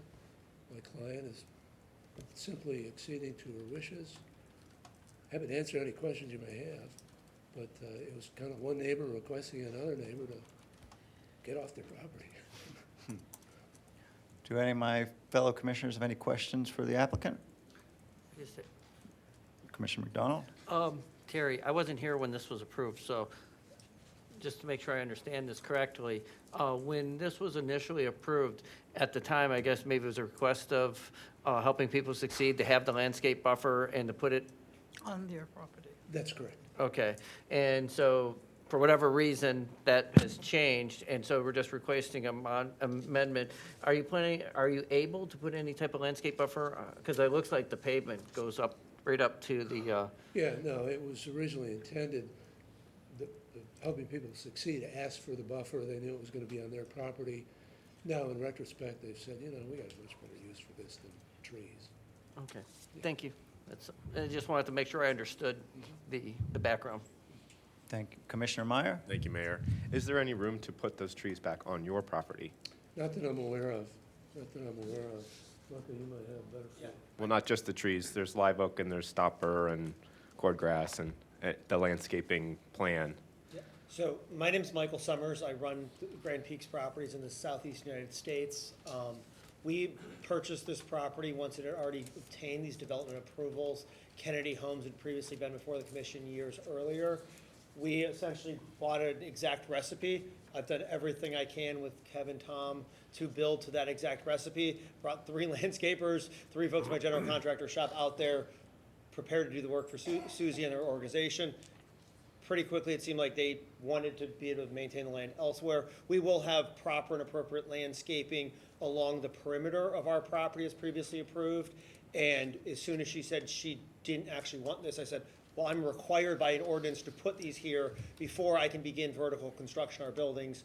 So we need resolution sooner than later, and was able to work to get onto the agenda meeting this month. So hopefully we have vertical construction going in the coming days. So if I can continue. Yes. So you purchased this property with the entitlements, but you also came in and asked to modify and pay in lieu of setting aside units for affordable housing. That was a part of the original approval for the PUD, and that was approved by the commission, not unanimously, but it was approved. So I wonder if there's a way to create a similar solution here where, although obviously the neighboring property owner has every right to say, don't plant those trees on my property, I don't want them there anymore, perhaps the value of that landscaping could go into additional restoration efforts at Haney Creek Preserve, which is also a condition of the original PUD? And I guess I had a conversation with Susie that really getting to know her staff, spent a day out there touring the facility. I actually told her that this is in no way a quid pro quo, but I had actually wanted to next year donate to her organization to support the visits they make for newborn children to the households in Martin County, to potentially make a personal donation of $20,000 to them towards that. These 5 trees were going to cost a grand total of $16,000, and we've probably spent half of that just preparing for this hearing. But I was personally going to make that side donation to her to support that. Okay. It's a great organization. Do we have? So, so Mr. Reeds and I've looked at the plan. I know that was something that was an offer to kind of buffer yourself from helping people succeed and to put it on their property. But in terms of just, and you have buildings, in terms of drainage and just the need to have that, you said that you're going to still have the one on your side, and this won't affect any 10 feet or 20 feet. This was just something that you were doing on their property, not anything that was a part of your. Correct, and we are still meeting our obligation through the development approval for the 7 homeowners on the north side of our site, if you went back one slide, where those 7 homeowners, I've personally gone out to each one of those homes, given them the option of putting up a white 6-foot-tall vinyl fence, as well as a menu of 3 different types of shrubs or bushes back there, have a reply from each one of them, working on surveying the land and getting Martin County permits, because they are within Martin County, not the city of Stuart, those houses, and have all that work ready to go this spring, supporting the people who do want the work. One gentleman told me, hey, I actually don't want the fence, but I'd like the shrubs. We'll give you the shrubs. He said he's going to plant them wherever he wants. I said, we owe you shrubs. We're going to give them to you and do everything we can to meet the ordinance as very best we can. Thank you. Mr. Reeds and the developer, I don't know, is it possible to hear from Ms. Hutchison? She's Helping under people oath. succeed? Yes. If she'd like to come up.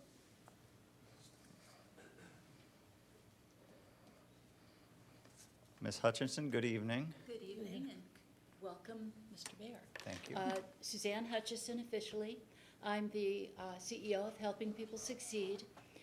And we've worked closely with Mike and Terry, and it turned out that when we looked at where the trees would go, I kept hoping they would put it on their property, but the reality is it takes our parking places. And it just ended up being just a big, it just took too many of our parking places to put the buffer in. So So we met and we're kind of happy with the solution that we came up with. So you're satisfied No that there'll be a Oh, buffer? Yes, yes. And like I say, if we, we have a certain, we just could not lose the parking places. And that was really the reason that we kind of backed off and said, please don't do it. Okay, Okay. thank you. And you're satisfied with the proposition? Yes, very much so. Thank you. They're turning out to be very good neighbors, which I wasn't sure of up front. But things are going very well. Thank you very much. Before I close, I have a few questions for our staff. Have all options been explored of taking this landscape and putting it anywhere else on the existing property, including the swale between the two properties? Could the trees be varied, say to cypress or something like that, that could go in the swale? Or have the other surrounding neighbors been communicated with, or the buffer to the north of the property? Well, I can say that we have not had a landscape architect consultant look at the possibility of doing that. I'm not saying it's not possible. However, the plan is really loaded. They were able to put all the trees, mitigate for all the trees on site, so it's pretty packed. There's a substantial buffer that is being proposed between the two properties. And as far as 20-foot tall, 10-foot wide oak spreads, gosh, I mean, yeah, probably, maybe they could be located in the existing preserve, but we have not explored that. Okay. Any other questions by our commissioners? Yes, Mr. Mayor, if I can. Yes. So, condition 31 of the original approval, just going back to that restoration project for Haney Creek. 31 is owner shall restore 4.3 acres within the heart of Haney Creek watershed as per Exhibit C, letter F, Kennedy Homes, yada, yada, yada. And shall be maintained and monitored as specified in the PAMP attached as Exhibit C, letter G. We never put on there at what point that would be done. I assume prior to issuance of CO. But I see that obviously land has been being cleared, so some permitted activity is occurring on the site. Was it the intention that Haney Creek restoration would take place prior to CO? Yes. In fact, the developer has contacted Milton and Public Works. I believe we're meeting out on the site this week to go over the extent of the proposed restoration. So the applicant is actively engaging with staff right now to complete that work. Okay, thanks. Thank you. Does the petitioner wish to provide any more information? I think it's important to say, and Michael did say it, but Susie has not asked for any remuneration. This was simply two neighbors getting together and saying, you know what's best for us here. And Michael just has said, I think it would be a good thing if I returned that also. So just so you know, Susie did not say, you do this and I'll do that, et cetera. Thank you. The last thing I want to say is just the easiest thing for me to have done would have been to plant 5 trees 4 months ago. And I'm truly here paying money to our attorney, paying money to have a city commission meeting, towards the city commission meeting at our neighbor's request. And just truly trying to not force something on somebody else who didn't want it. At a time, there was a different landowner there. They were only the tenant of the property at the time. They have now acquired the property of the landowner and asking to have freedom to do with their land as they wish. And I hope the commission supports their choice in that tonight. Thank you. Thank you. I will move for approval. Second. All evidence is closed. We have a motion for approval and a second. Is there any public comment on the motion? Mayor, I do have a public comment from Rosemary Wrestling. Yes. Westling, I'm sorry. Ms. Westling?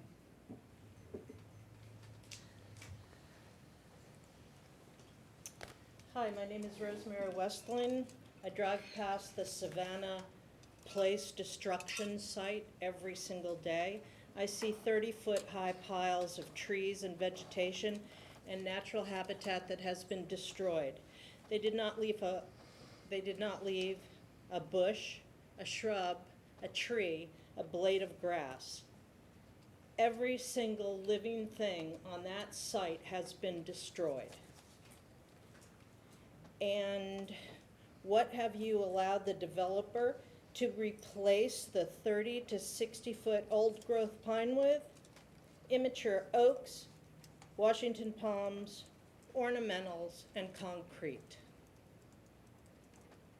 Commissioners, is this what you want for our town? Four 4-story concrete rectangles? Have you seen the 4-story atrocities on Federal Highway that you approved?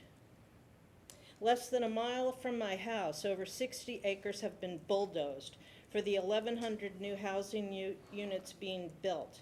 That translates into about 3,000 people. That does not even add the other 3 projects on Savannah Road or the ones on Dixie Highway or the ones on Indian River Drive. What data was used to determine that 3,000 additional people in a small area will not impact our schools, our traffic, our safety, or our medical resources? None. Zero. You keep approving new construction products, but use the same old data. Baker Road, which is ground zero for explosive growth, is a 2-lane road which floods frequently in the rainy season. It's 1 mile from Savannah Place to Federal Highway. You've approved over 400 units for that stretch of land. School days, traffic is backed up to Federal Highway to the west and Green River Parkway to the east. What kind of traffic data did you use to justify over 400 new units in less than a mile? You approved new projects without considering the impact of the project you approved before. You didn't take Avonlea into consideration when you approved the Savannah Place. I have heard conflicting information regarding zoning laws. Some say the state bill sponsored by Republican Toby Overdorf has tied the hands of our commissioners to restrict growth. Perhaps the commissioners can investigate what we can do about strengthening our zoning laws. I don't think it's unreasonable to hire outside counsel who has expertise in zoning laws. Someone who will fight for the people of Stuart instead of against the people of Stuart. Thank you, ma'am. We need to halt all new construction until the effects of Thank the you, ma'am. Your projects 3 minutes you have are up. already approved, until we can see that. Because if you Thank you, ma'am. Your 3 minutes are up. projects Thank you, without Ms. taking Westling. into the consideration the projects you have previously approved, there will be nothing left but pavement. Is that what you want? We appreciate your comments. Thank you. Thank you. You're welcome. Is there any other public comment on the motion? Are there any Zoom comments? No. I have no further public comments. Hearing none, we have a motion and a second on the table. No. Open for discussion. Some of my thoughts on the issue are, I would prefer to see these trees be replanted somewhere else, and I'd like to see all options explored. I know this is an agreement with 2 neighbors seeking the best, for their property line. But the package that was bought did include the installation of 5, 20 to 30-foot oak trees. And now those are not part of what the city will get. So those are just some of my thoughts on where the issue stands. I certainly understand helping people succeed and their opinion, and I do understand the applicant's desire not to have to follow up to those conditions, but I would rather see options that show those trees going somewhere, as they were with other plantings that are agreed to be done in Haney Creek. So, is there any other comment on the motion? I just wanted to confirm with Mr. Reeds and Mr. Freeman that when this development was approved, again, that the agreement with helping people succeed was because of something that the developer was more than willing to even add additional trees on their property to make sure that they were buffered, but there was adequate buffer provided on the Savannah property so that they met all of their PUD requirements. Is that correct? Yes, Commissioner, the buffer along the property line that separates the two properties is per code. Actually, I think it's above of what code requires for a buffer. Okay. All right. Yes.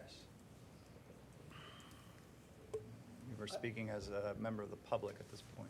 Okay. As a member of the public, if you were to drive by the site, we have not removed every tree and every blade of grass. We have created a preserve land of multiple acres on the north side of the property that's an improved wildlife habitat where non-invasive species of plant are being removed and replanted with natural material. So to say that everything has been removed was a false statement, as well as if you look at the work of Bluefield Mitigation Bank, through which the developer had to buy mitigation credits, a couple 100,000 acre natural ecosystem is being preserved with an investment that was 20 times greater than the cost of the 5 trees. So beyond that, no further comment, but wanted to be able to provide those few statements. Thank you. Thank you all. And I stated it as a member of the public because I closed the hearing. As my own man, Michael Summers. And then I also wanted to confirm that if we make this, if we agree on this today, that anything that the developer is doing in terms of any payment towards helping people succeed is not anything that the city has caused them to do as some type of additional impact fee or any type of penalty or anything. This is simply something that they had promised to do something on this property and they're not doing it, and they would like to, at the request of the owner of the property, and they're still agreeing to provide some type of a, I don't know, recompense or some type of a donation to that property, but it's not anything that's a part of a PUD that is requiring them to do so. No, as he stated, there was no quid pro quo, blah, blah, blah, blah, as he stated under oath. No other comments? Ms. Kindle, will you please call the roll? Commissioner Clark? Yes. Vice Mayor McDonald? Yes. Mayor Matheson? No. Commissioner Meyer? Yes. Commissioner Bruner? Yes. Thank you. Motion passes. Motion passes 4-1 with the mayor dissenting. Moving on, agenda item number 10, opposing Senate Bill 620 relating to local government and Senate Bill 280 relating to local ordinances. This is Mr. resolution. Hogarth. Well, this is resolution number 117-2021, a resolution of the City Commission of the City of Stuart, Florida, opposing Senate Bill 620 relating to local government and Senate Bill 280 relating to local ordinances, opposing identical companion House Bills 569 and 403 respectively, providing an effective date for other purposes. Good evening, Commissioners, Good evening. Mayor, Vice Mayor. Without giving a dissertation on these bills, more or less, it was Commissioner McDonald that brought the bills to the attention of staff. Staff reviewed these two, well, there's 4 bills, but the primarily 2 Senate bills. This is something that we probably will see the Florida League of Cities, Florida Association of Counties be adamantly opposed for the next few months. I think it's probably going to make the top of the list. It's one of the worst bills I've ever seen. So for the general public and for anybody who's wondering what these bills essentially would do, this most Reader's Digest version I can give is they would force local governments, local municipalities, and counties to spend just an indeterminate amount of money and resources, if they even have the capability of doing so, of reviewing before every single ordinance that they take up, what essentially that ordinance would do to any business inside the jurisdiction, outside the jurisdiction, and how that would make any business in any type of industry non-competitive or less competitive by the passing of that ordinance. It's completely on its face. The bill is something that simply is not practicable in any government, and it's just a bad bill generally. So I'm happy to take any questions if there are any. Any questions? And there's a provision to these bills, if I understand correctly from our discussions, that if a business that's not even here and we pass an ordinance that negatively affects them, they could sue us and get damages and attorney's fees. Yeah, and I think Mr. Mortel's going to laugh when I bring up the polystyrene and plastic straw ordinance as a perfect example.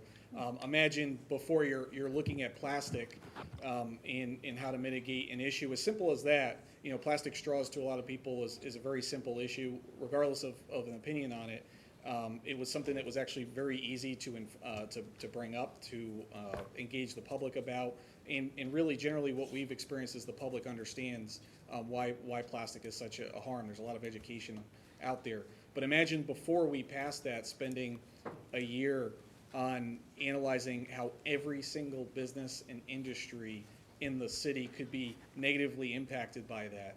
I don't think you should limit it to in the city, because the way they read is outside as well. Yeah, in addition to that, then you have to compare to the greater region, and then in one of the bills, it also makes you compare to other businesses across the state and how that ordinance would make the businesses in your community less competitive against those other businesses. It's an impossible task for small municipalities and small agencies. So, and it goes further than that to attorney's fees and us having to compensate every single one of these businesses for lost business. And God knows how much money that would be. So It would probably, if this passes, we probably could not put a fertilizer ordinance in, because that would negatively affect businesses competing here, local business. It doesn't say that it's just a negative effect. It's that the commission has to balance and out, you have to weigh the benefit and demonstrate a public benefit and do a economic analysis of the economic impact that it causes. But you can find that it causes an economic impact and grant it. But then when they sue you, if it turns out that somebody finds that your public benefit didn't outweigh it, you've essentially demonstrated the damages that they get. Yeah. Every ordinance. Every ordinance, even the one tonight, which we're doing just to abandon a right-of-way. yes. Is that correct? We would have to do That is a correct. public. Every single ordinance, impact whether it's a statement. PUD approval or something else. Yeah. So I'll it's move safe to approval. say this is a strict attack on home rule, both these bills by definitely. Tallahassee that would further Yes. limit our resources and tie our hands. Yeah, without being too rhetorical, I think the objective ultimately is to deter ordinances and local control. Mr. Thank you. Mayor, Did we just send the keys to the city up to the governor? And Mr. Mayor, can I ask Commissioner Meyer what the perspective of the Treasure Coast League of Cities? Do you know if they're lobbying on this yet? Oh yeah, this They is will. this is public enemy number one for the league right now. The league's position, and, you know, not to take this lightly, but what typically happens, I've found over the years, is that a couple of the legislators will file these big bad bills, and they're not really intended to actually end up passing. But what they do is they sort of throw a far line for the craziest thing you can imagine, and then the currently crazy bad stuff becomes less extreme, and so it makes those things more palatable. So everybody's attention is at these big bad bills, which probably won't pass, at least not this session, and not in this way. But then all of the other slower erosions of home rule get a lot more traction. So it's that Overton window principle, unfortunately. So yeah, they're tracking it, they're lobbying against it. There's not a lot of thought that this is actually going to pass, But it just goes to show you that this is the game that the legislature plays every session. So They- 2 years from now, what's the crazy bill that they're going to file to get this one passed? That's right. Well, and to go off Commissioner Meyer's point, there's a perfect example in these bills of that occurring. In fact, last session, which was not even a year ago, they chipped away, for lack of a better phrasing, but they chipped away at attorney's fees. And what I mean by that is what local governments could be responsible for in the future.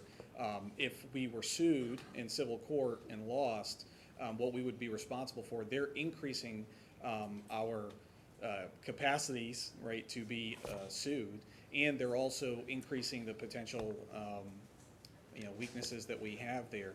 So when you look at these new bills, they actually then take attorney's fees and they double down on what they did last year, and they're adding that in these bills, and you're going to see that in across the spectrum.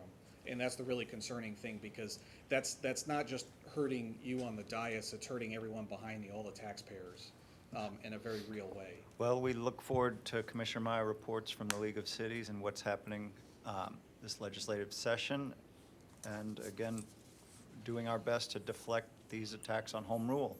Any I'll other move approval. comment, or what is the pleasure on the board on Resolution 117-2021? I'll move for approval. I'll second. We have a motion for approval of opposing Senate Bill 620, as well as Senate Bill 280, and a second. Is there any public comment on the motion? I have no public comment. Can we have an all in favor on the motion? You can. It's a resolution, though, wouldn't you have?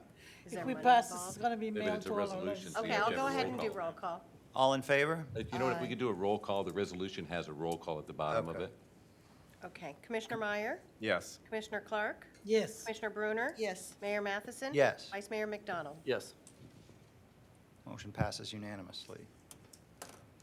Agenda item number 11, Triangle Bridge Replacement Letter. Train. Mr. So Dyer? This was a request from now Mayor Matheson, last commission meeting during during commissioner comment, about wanting to send a letter supporting the replacement of the train bridge to our federal senators and representatives, as well as Governor DeSantis, especially after the grand opening of the Customs and Border Patrol facility on the west side of the train bridge. And so this language was crafted with Mayor Matheson and is before you for consideration. Mr. Mayor, I'll move approval.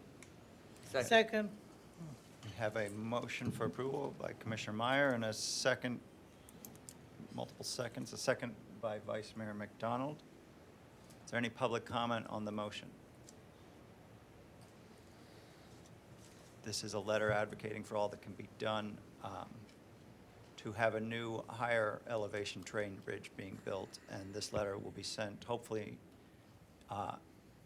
with support from the new Customs and Border Patrol facility that is opened on the west side of the train bridge. And their efficiency will be impacted by the train bridge, as well as all the residents west of the bridge. And I just as a side note, I did hear back from Customs, and they are willing to send a supporting letter. They just haven't sent it yet. I'm sorry, David? I did hear back from Customs, and they are willing to send a supporting letter along with this. I just haven't heard back. Yes, and I will continue to communicate with Mr. DeMarco, the supervisor of the facility, and our goal is to send the letter simultaneously with theirs. Great. Hearing no public comment, I believe this we can do an all in favor. Aye. Aye. Aye. Any opposed? Motion passes unanimously.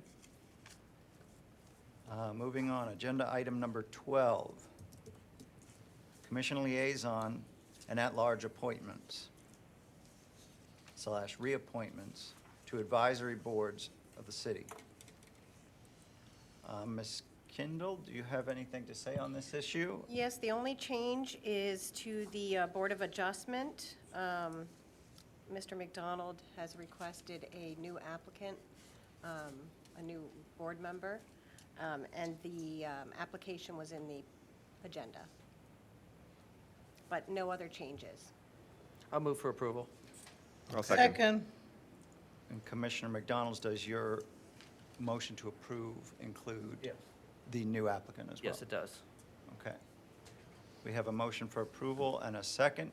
Is there any public comment on the motion? I do have a public comment from Robin Cartwright.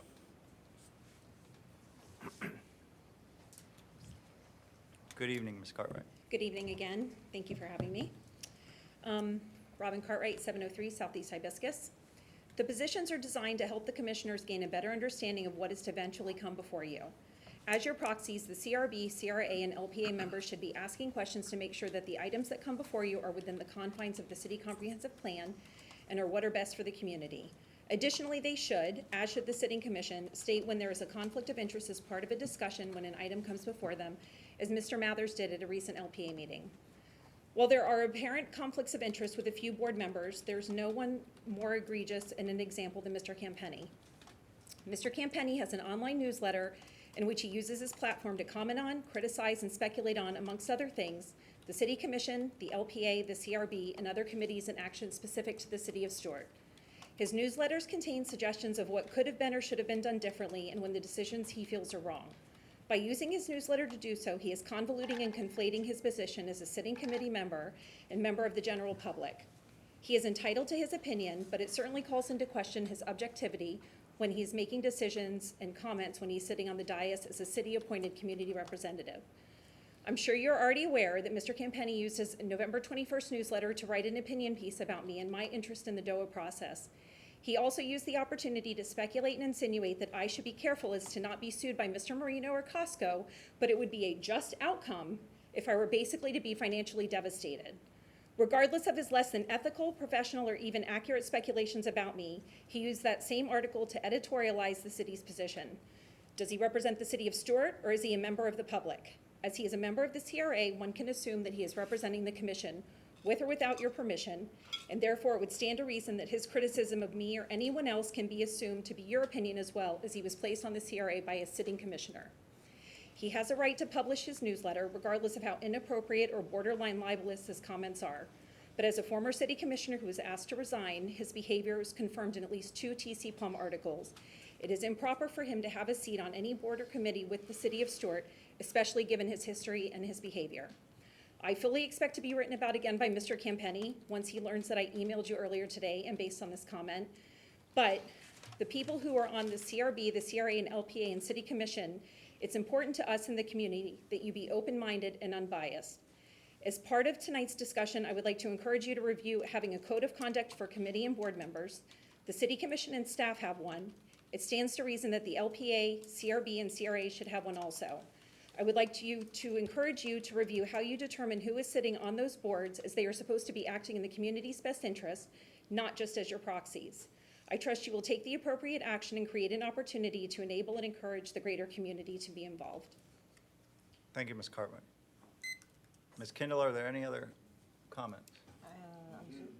There is one on Zoom?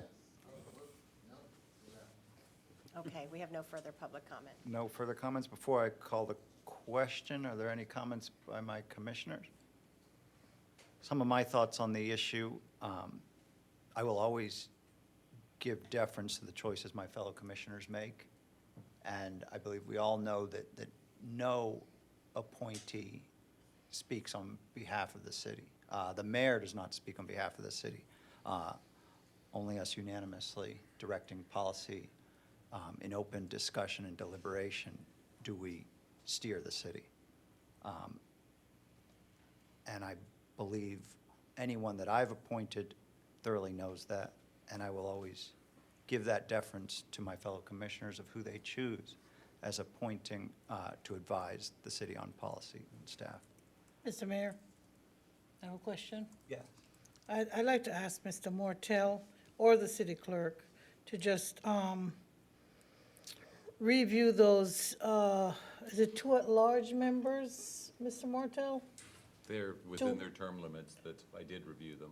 Yeah, but I'm just saying that we have 2 at-large, Right. and then we have members that are put out by the individual commissioners, and the 2 at-large are voted on by the entire commission. Right.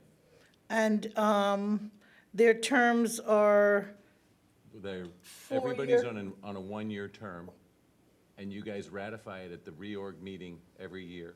At the beginning of this agenda item, it was described that the only change on all of the appointments was the proposal for Warner Bowles to serve on the Board of Adjustment. And the commission was leaving everybody else as is. There was no direction from the commission prior to this meeting or even during the meeting to make any modifications to the at-large or requesting that the city manager review the at-large. They both have expressed an interest, the LPA, 2 at-large members have expressed to continue, and the 2 CRB at-large members have expressed to continue. When we adopted the charter amendment, you added an 8-year term limit to the at-large positions, but just as you did for the city commissioners, you had it start on, I think it was 2019, may have been, I'm sorry, it was 20.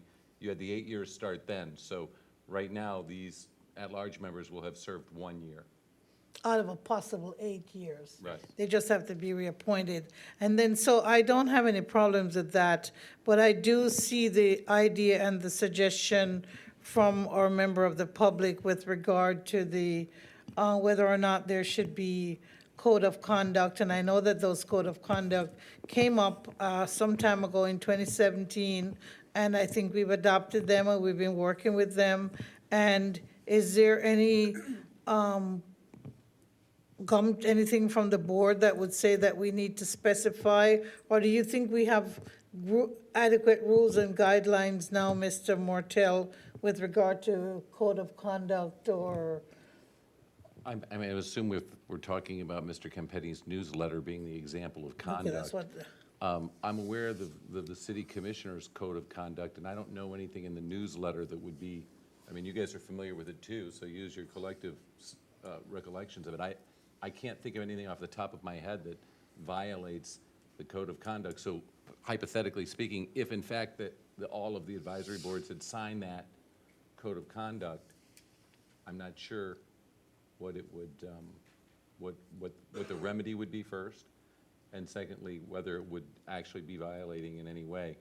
I mean, the issue is if somebody appoints someone, as the mayor pointed out, the commission generally gives deference to the appointee who, in theory, we imagine has some type of, have met with the person or whatever, believes that they're going to serve appropriately on that board. So, you know, I don't really like to get into the freedom of speech Thank you. stuff because it's a tough one. No need. We have a motion and a second. May I say something? Yes, Commissioner Bruner. Mayor, since you're bringing this up and Ms. Cartwright's concerned, with the newsletter, my concern is that if and when Mr. Campetti writes in that, his newsletter, which seems like everybody is But reading it when we talk about the nowadays. newsletter, we're talking about anybody that posts on Facebook or anybody that says a Twitter or Yes. anybody that does anything publicly. So the length of your publication doesn't matter. Yes. Well, wait, I was going to go there. When, my concern is, I shouldn't be reading anything that he is writing on the CRB or CRA.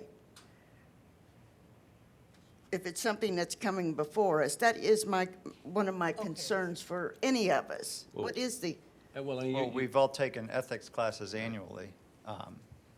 But if Mr. Mortel. I mean, would like to- that would be the answer. First of all, there's exceptions. For example, if any one of the boards did an interview with a Stuart News reporter and said something to the Stuart News and it was published and the other commissioners read it, the Commission on Ethics has said that that is not a sunshine violation.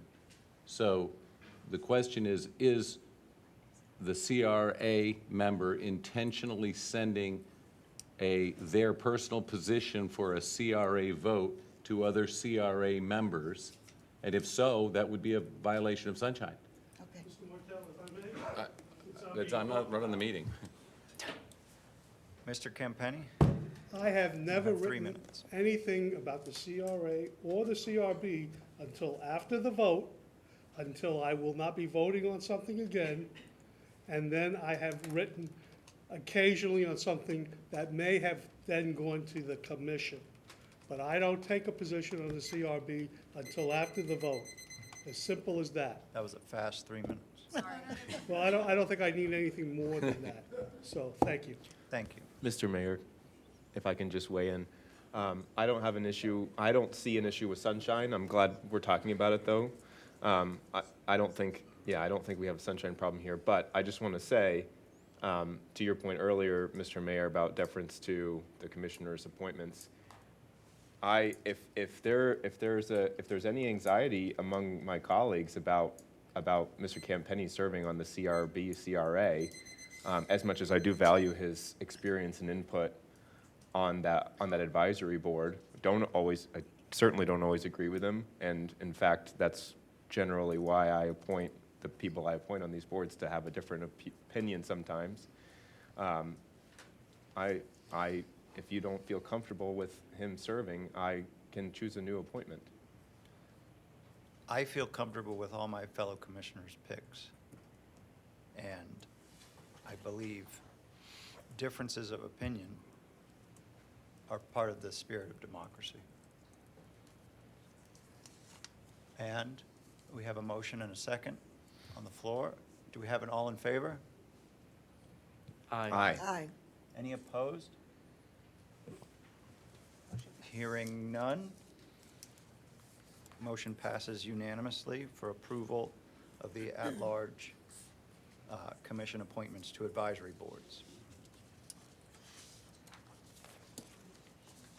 Item number 13, appointment of city commissioners to community boards. Move for approval. Well, hold on, we got to go down the list here. Yeah. So this is a new appointment or reappointment of current commissioners to the various boards. How we did it last year and seemed to work well was we just went down the list, and if the commissioner sitting on that particular board felt that they wanted to change or didn't want to serve on that board again, they would make it known. It is up to you guys if we want to do these as an individual vote per board, which I think we did last year, or wait till the end and do it all Are accumulative. there any desired changes by my comrades? I am happy to stay where I'm at. Hearing that, I am happy with the board seats I'm currently sitting on. Do we have any other comrades who'd like to speak up? My comment is, fine. I would just like to thank Commissioner Bruner She for finally- being such an active participant with the League of Cities. I have to say, she's an alternate, but she sure as heck comes to the larger events that we do and has offered to help step in more than just subbing for me when I can't be there. I really appreciate that, Becky. Patricia, our executive director, has also commented on how she wished that the other member cities had as much participation across the board, not just from their designated member. And of course, Troy and Vice Mayor, you are also very helpful with, especially with watchdogging all of the legislation out there. So I think I'm really proud of our position within the Treasure Coast Regional League of Cities. It's we're acting a lot more than just one person. So anyway, that's my comment. Thank you. Mayor, may I add to that something? When, it just goes to show, and I'm patting us all on the back. Sometimes I think we need it once in a while to say, it's okay, it's okay, you're doing good. But when we went up to the impact, what was that, IEMP or whatever we were, the county, how many Martin County staff was there? And the Just some city of staff. Stuart. Right. I mean, Martin County ruled when we got up there in Vero Beach, so we really do care and love this town and want to lead it in the right direction. We don't want to stump growth and not go anywhere. Sometimes we got to slow it down or speed it up. We'll figure it out, I believe, especially with the help of staff and the help of our citizens. Thank you. It sounds like we have an agreement to keep the status quo on the boards we served. I'll entertain a motion. Move to approve. Second. As slated. We have a motion and a second. Is there any public comment on the motion? I have no public comment. Hearing no public comment, do we have an all in favor? Aye. Aye. Any opposed? Motion passes unanimously. Ordinance, second reading. Amendment to the Land Development Code pertaining to our sign code. And this will be presented by Ms. Pinal Gandhi Sabdas. This is ordinance number 69-2021, an ordinance of the City Commission of the City of Stuart, Florida, amending the existing section 6.11.03 entitled Non-Conforming Signs, Amortization of Certain Signs in Chapter 6 of the City of Stuart Land Development Code to remove deadline for the amortization period for existing non-conforming pole signs and provide provisions to accelerate pole sign removal, providing for repeal of conflicting ordinances, providing for an effective date, and for other purposes. Ms. Gandhi Sabras, have there been any changes since the first reading? No changes. Move for approval. Second. We have a motion for approval and a second. Is there any public comment? I have no public comment. No public comment, none online? Ms. Kendall, will you please call the roll? Yes. Mayor Matheson? Yes. Vice Mayor McDonald? Yes. Commissioner Bruner? Yes. Commissioner Meyer? Yes. Commissioner Clark? Yes. Moving on, item number 15, establishing a new property rights element to the comprehensive plan. And this is ordinance number 2473-2021, an ordinance of the City Commission of the City of Stuart, Florida, amending the comprehensive plan, establishing element 12, a new property rights element, amending element 1, future land use element, providing for an effective date and for other purposes. And Ms. Wolitka, you look slightly different tonight from what I can see. Yeah, I'm not saying anything about the hormone replacement. Mr. Freeman and Ms. Wolitka, Hi, how are you? Good evening. good, how are you? That went really fast, that last one. I saw you running down. Yeah. It's like, I gotta make it. There have been a few brief changes since last reading. Could you please enlighten us? Of course, good evening. For the record, Erin Wolitka, Development Department. The proposal before you is slightly modified from the last time the commission saw the amendment. The proposal is to establish property rights element in accordance with Florida State Statute 163.317 6I1. Since the last time you've seen this, this proposal, you modified it to be exactly the first part of what the Thousand Friends of Florida required, which is what you see before you now, Goal Statement 12, Objective 12, and Policies 12.1, 12.2, 12.3, and 12.4. You voted to strike the existing Policy 1.A7.7 from the comprehensive plan. We got a letter from DEO after we transmitted it to them after first reading that stated that the proposed property rights element limits the consideration of property rights matters to planning and development decisions as opposed to considering them in all local decision-making. Prior to adoption, the proposed amendment must be revised to consider private property rights in all of the city's local decision-making. To ensure adopted language of the proposed property rights element does not conflict with the Florida State Statute, the department recommends that the local government consult with its legal department. Staff has met with Mike Mortel and has further revised the proposed language for the new property rights element. As suggested by the DEO, the city struck the language planning and development decisions so that all decisions consider property rights, and added the language that says, in accordance with Florida State Statute. Those are the changes before you since first reading, and staff recommends motion to adopt. So moved. Second. We have a motion and approval from amending our comprehensive plan to add a property rights. Is there any public comment on the motion? I have no public Hearing comment. none. We have a public comment via Zoom.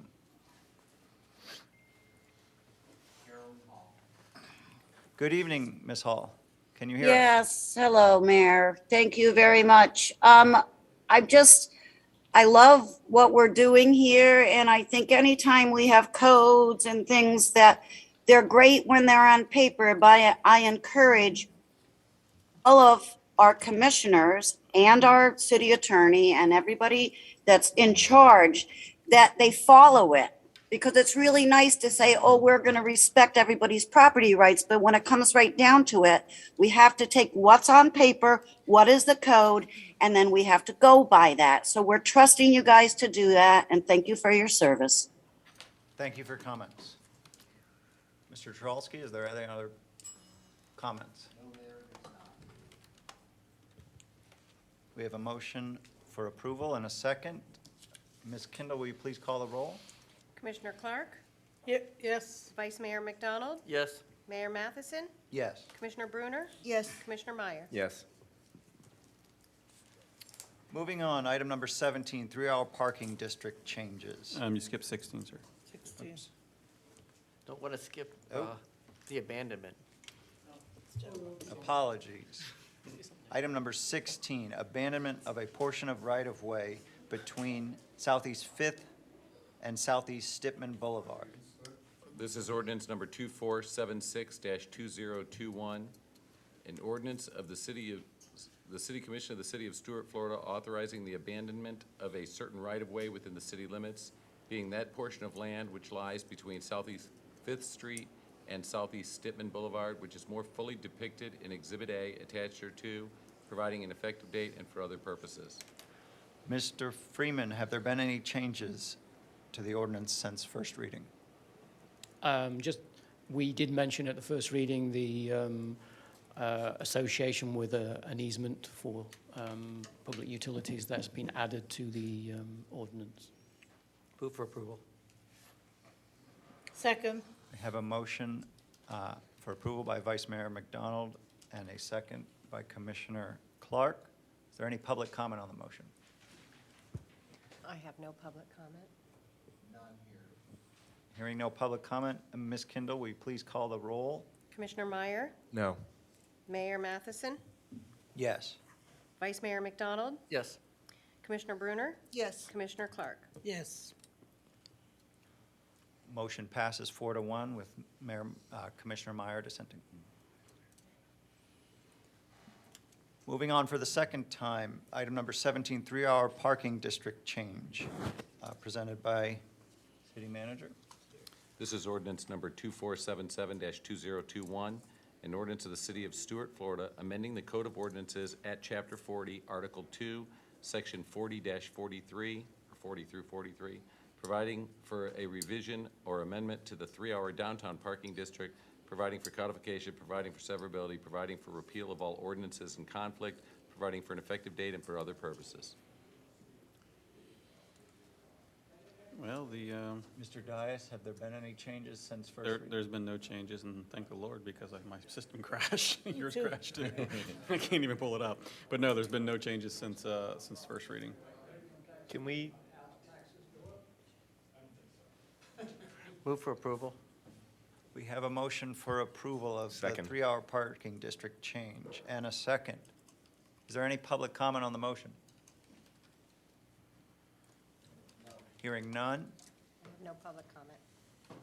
Ms. Kindle, will you please call the roll on agenda item number 17? Commissioner Bruner? Yes.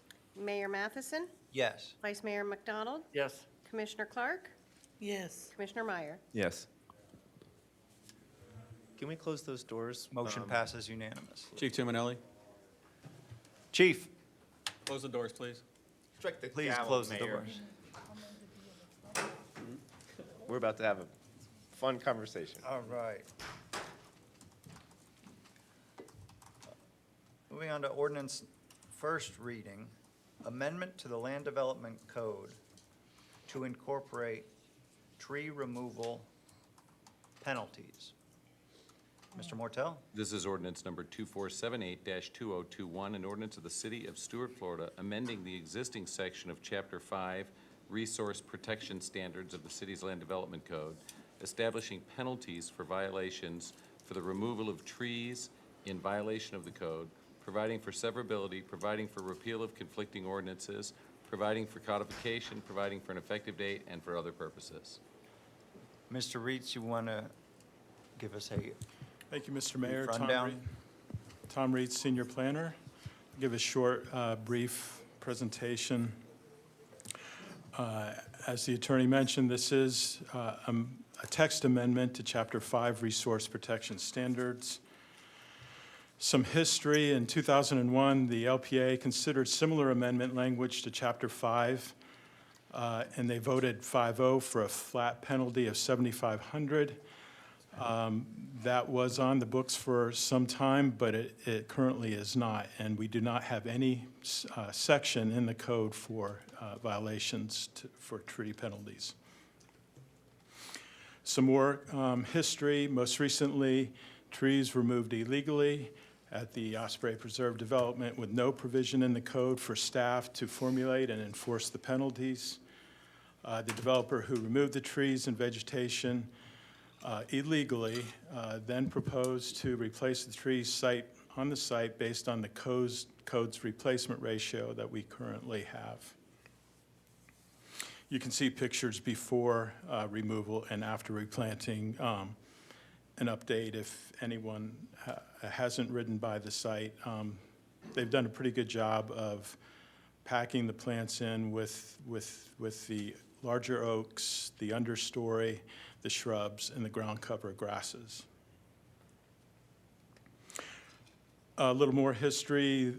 We also considered the cost to replace 2 large oak trees at Shepherd Park. They were $13,500 each when we were considering the penalties. Looking at the penalty table, you can see that a 4.5 to 6 inch tree illegally removed today with inflation will cost $2,500 as a fine, and all the way up to a 30-inch tree at $75,000. So the fines are pretty steep, and actually an increase from 5 when the LPA originally approved. Actually, they considered the 2001 prices. With that, staff recommends motion to approve Ordinance 2378, 2021, text amendment, Chapter 5, Resource Protection Standards contained in the city's Land Development Code. Thank you. Thank you, Mr. Reitz. This item, in my mind, requires some discussion. And the good news for us is that we brought this, we recommend our staff bring this to us. I believe there's really good intent for this, but it's something that time is on our side and we have to get it right if we are going to pursue it. There's a few issues I have with it that I'll throw out there, and then I'd like to hear everyone's comments. For me, for one, the way it's written, this goes all the way down to the single-family home.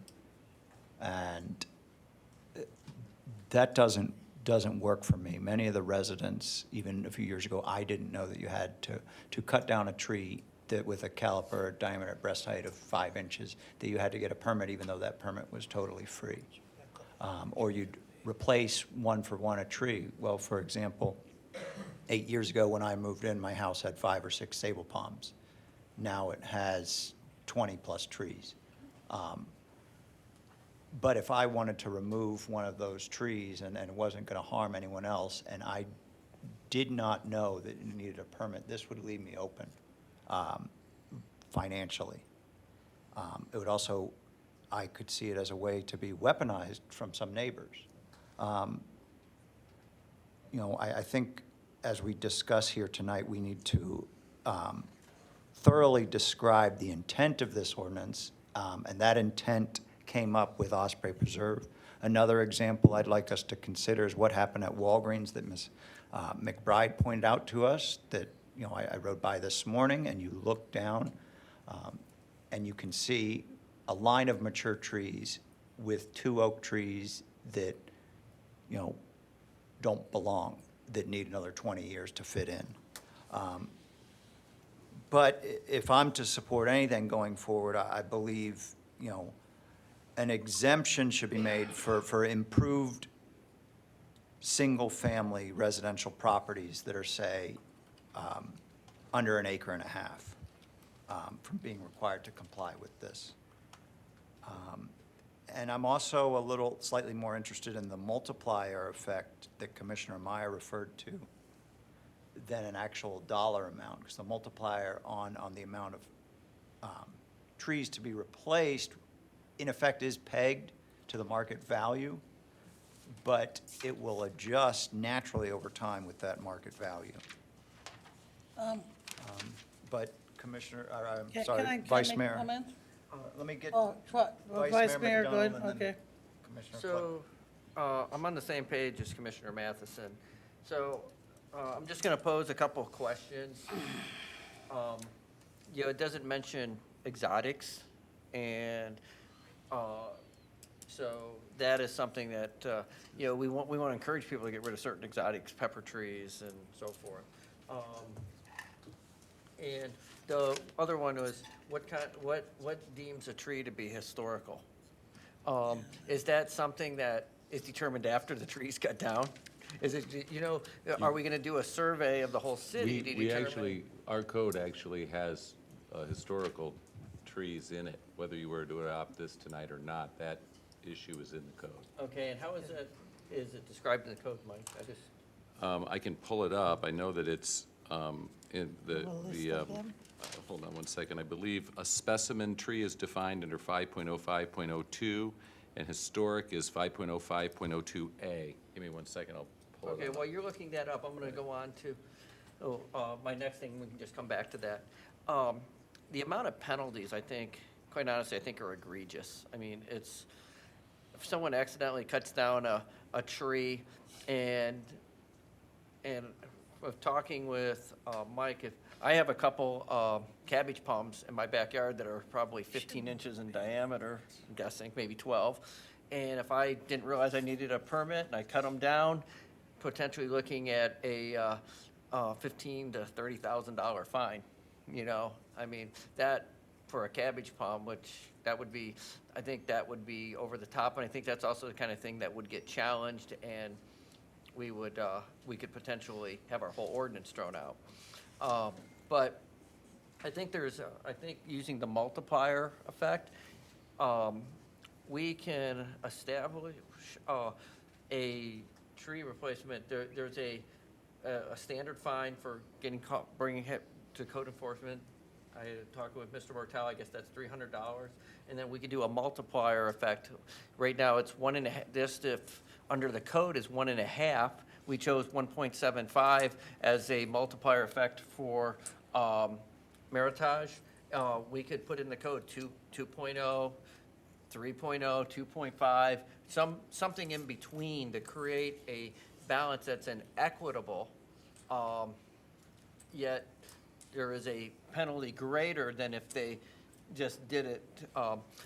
And I asked, one of the questions I asked staff today, what would be the penalty if we would have had this as written for Meritage? And of course, we don't know that. We don't know what the penalty would be, but because there wasn't a truly accurate tree survey. But based on the information that we did have, we'd probably be looking at a couple $1 million for a penalty. And I can bet if we threw a $2.5 million penalty, we'd still be waiting for trees to get put up there while it was being litigated. And I don't think that's the intent. I think the intent is to create some pain so that it doesn't, and as a deterrent, and get the trees replaced. I like the idea of an exemption for smaller properties, acre and a half. I'm not sure what is the right amount. I don't know how many properties we have in the city limits that are single-family homes over 1 acre. So, so it might be 1 acre, might be 1.5. It could be 3/4 of an acre. I don't know. But I also know that there isn't a rush. We don't actually have to even approve first reading tonight. We can discuss this, get some consensus, and move this forward towards coming up with the right decision as we move forward. So those are some thoughts, and just, Mike, did you? Under definitions, first of all, section 5.05 is defined as trees and has a lot of stuff in it, but it refers to the definitions in chapter 12.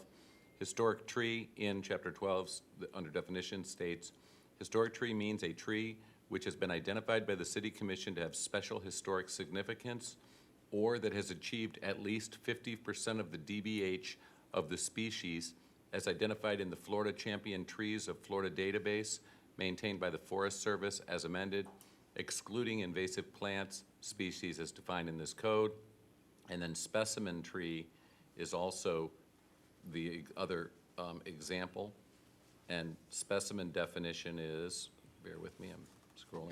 Have we identified any trees as historic in the past? Do you have a list, survey list of trees? Not one that I'm aware of, development, you go. Okay. I think that if we came across a tree by measurement, you could probably follow that DBH measurement if in fact there was one large enough. And then the specimen tree, I'm almost there, there's lots of R's. Specimen tree, specialty. Specimen tree means a slash pine which has achieved a DBH of 10 inches or any other tree as referenced in Chapter 5 of this code which has achieved a DBH of 4.5 inches, which is listed on the City of Stuart tree list in this code, or any other tree which has achieved a DBH of 6 inches, which is listed on the City of Stuart flowering tree list, or any other tree which has achieved the lesser of a DBH of 10 inches, or at least 25% of the DBH of a species identified in the Florida Champion Trees of Florida database maintained by the Forest Service as amended, excluding all invasive species as defined in this chapter. And what are the extra requirements for a specimen tree as far as removal if they come in through the? Specimen trees in 5.05.02 subparagraph C state, unless the specimen tree is located on a residential property where an arborist or landscape architect provides documentation that the tree presents a danger to persons or property, then all practical measures shall be taken to leave specimen trees in place and preserved within development sites. And then there's A, B, C, D, E. And in E, when not feasible to replant the likes of species of slash pine, replacement trees may be substituted with the following: 1, 2, 3, 4, 5, 6, 7, 8, 9, 10, 11, 12, 13, 14, 15, 16, 17, 18, 19, 20, 1, 2, 3, 24 trees are listed in that for every 1 foot of clear trunk of palm tree exceeding minimum palm tree size for section 6.04.02A2, and for each additional inch of DBH of canopy or specimen trees of the landscape code, credit will be given for 1 inch of replacement. Mike, is a banyan tree an exotic? Is what? Is a banyan tree an exotic? It, technically ficus and banyan are exotic. To be So they honest with you, couldn't be I don't know if considered a it's in our historic tree list. anyways, We right? have that There historic. are several Yeah, different historic species that can colloquially be called a banyan tree. But Okay. yeah, we have a few native ficus that are protected. And I also think it's important that we distinguish that all this conversation in our code is presumed to have a permit. So the removal and/or non-removal is based on the pretext that it's authorized removal versus unauthorized removal. And I think that that's really the distinguishing factor here, because whether it's specimen or not, that just goes to the calculation of how many inches or what your penalty is if you had an unauthorized removal. But Require you a permit. can remove and replace a specimen tree or a historic tree in our code. Commissioner Clark, did you have any comments? I was just gonna say, this should apply to new development or development seeking a permit, not to a homeowner trying to trim something from their home. I'm not sure, you brought up the idea that a home would, it would, Be exempt if it's yeah, so they should be exempt, that's what I'm saying. single-family residence that's an improved with a Or any building. residential, whether suppose that somebody has an apartment that has trees there that they're trying to do something. A lot of times there are power line issues, FPL comes out and actually removes the trees themselves. I just think I'd like to definitely read more before I even try to make anything on this first reading. Commissioner Meyer, any comment? So I agree with entertaining an exception for single-family homes. I think that's very reasonable. For me, I mean, I'm where you all are. I think, you know, we need to talk a lot more about the different applications of this. Obviously, we need something that is painful enough that would prevent site clearing, like untoward site clearing that they're seeing as, where they're doing a cost-benefit analysis and just saying, well, we're gonna go ahead and clear all the trees out because it's easier at the end of the day. So we need to make sure it hurts bad enough to do that. And I don't know if this is the right approach to your point. I guess what I want to try to get after is, this opens up to me, we do not have a historic tree register. And I think, I mean, we talk about it in the code. I think it's worth us actually trying to get our hands around that. I know that there are several trees that I grew up here admiring and still admire today.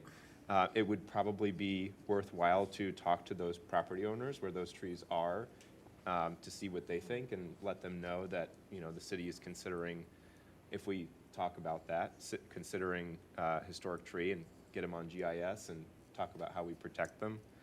There's been recent state law, though, that does provide protections for residential properties.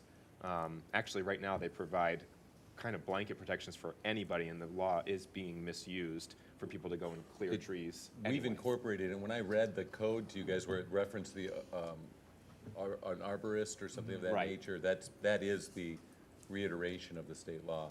Well, the state law has basically been, it's very open, so folks have been able to take advantage of it. It's one sentence if you'd like me to read it.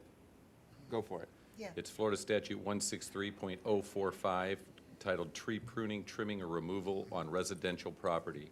A local government may not require a notice, application, approval, permit, fee, or mitigation for the pruning, trimming, or removal of a tree on residential property if the property owner obtains documentation from an arborist certified by the International Society of Arboriculture or a Florida licensed landscape architect that the tree presents a danger to persons or property. The presents a danger to persons or property has been deemed very vague, and all it means is you have to know a licensed landscaper. And it's created a cottage industry of guys going around in their little Ford Rangers cutting trees down. So it's happened all over the place. Anyway. May I add something? Yes. Go ahead. Just while we're talking about this and what happened to that property. When the developers came to us and the owners and the ones that are paying to have it built and yada, yada, when he brings in that excavating company, you know, the land clearing equipment, the backhoes, bulldozers, all that, is there any way of having something written that they know who's responsible? Does he blame it on them, but he has to come here before us and get fined? I wish there was something. The landowner is liable for code enforcement. So All if of it. someone dumps a bag of garbage in your front lawn, you still have to be the one that cleans it up, or you'll get code enforced for having garbage in your front lawn, even though you didn't do it.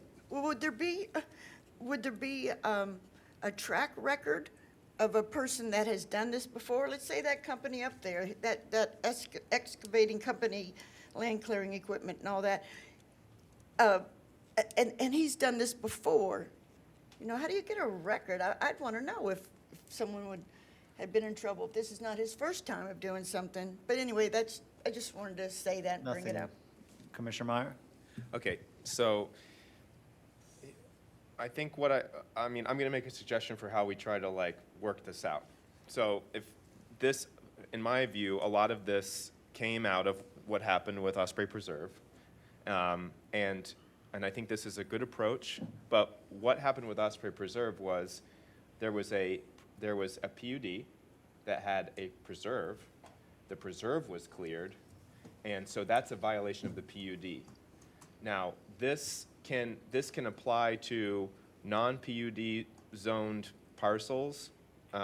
We can choose whether or not it applies to single-family home. It can apply to straight zoning projects. It perhaps ought to, but I feel like we already have a mechanism with the PUD and maybe need a little bit extra bolster and a formalization of how we deal with a violation of a PUD, that's already accounted for.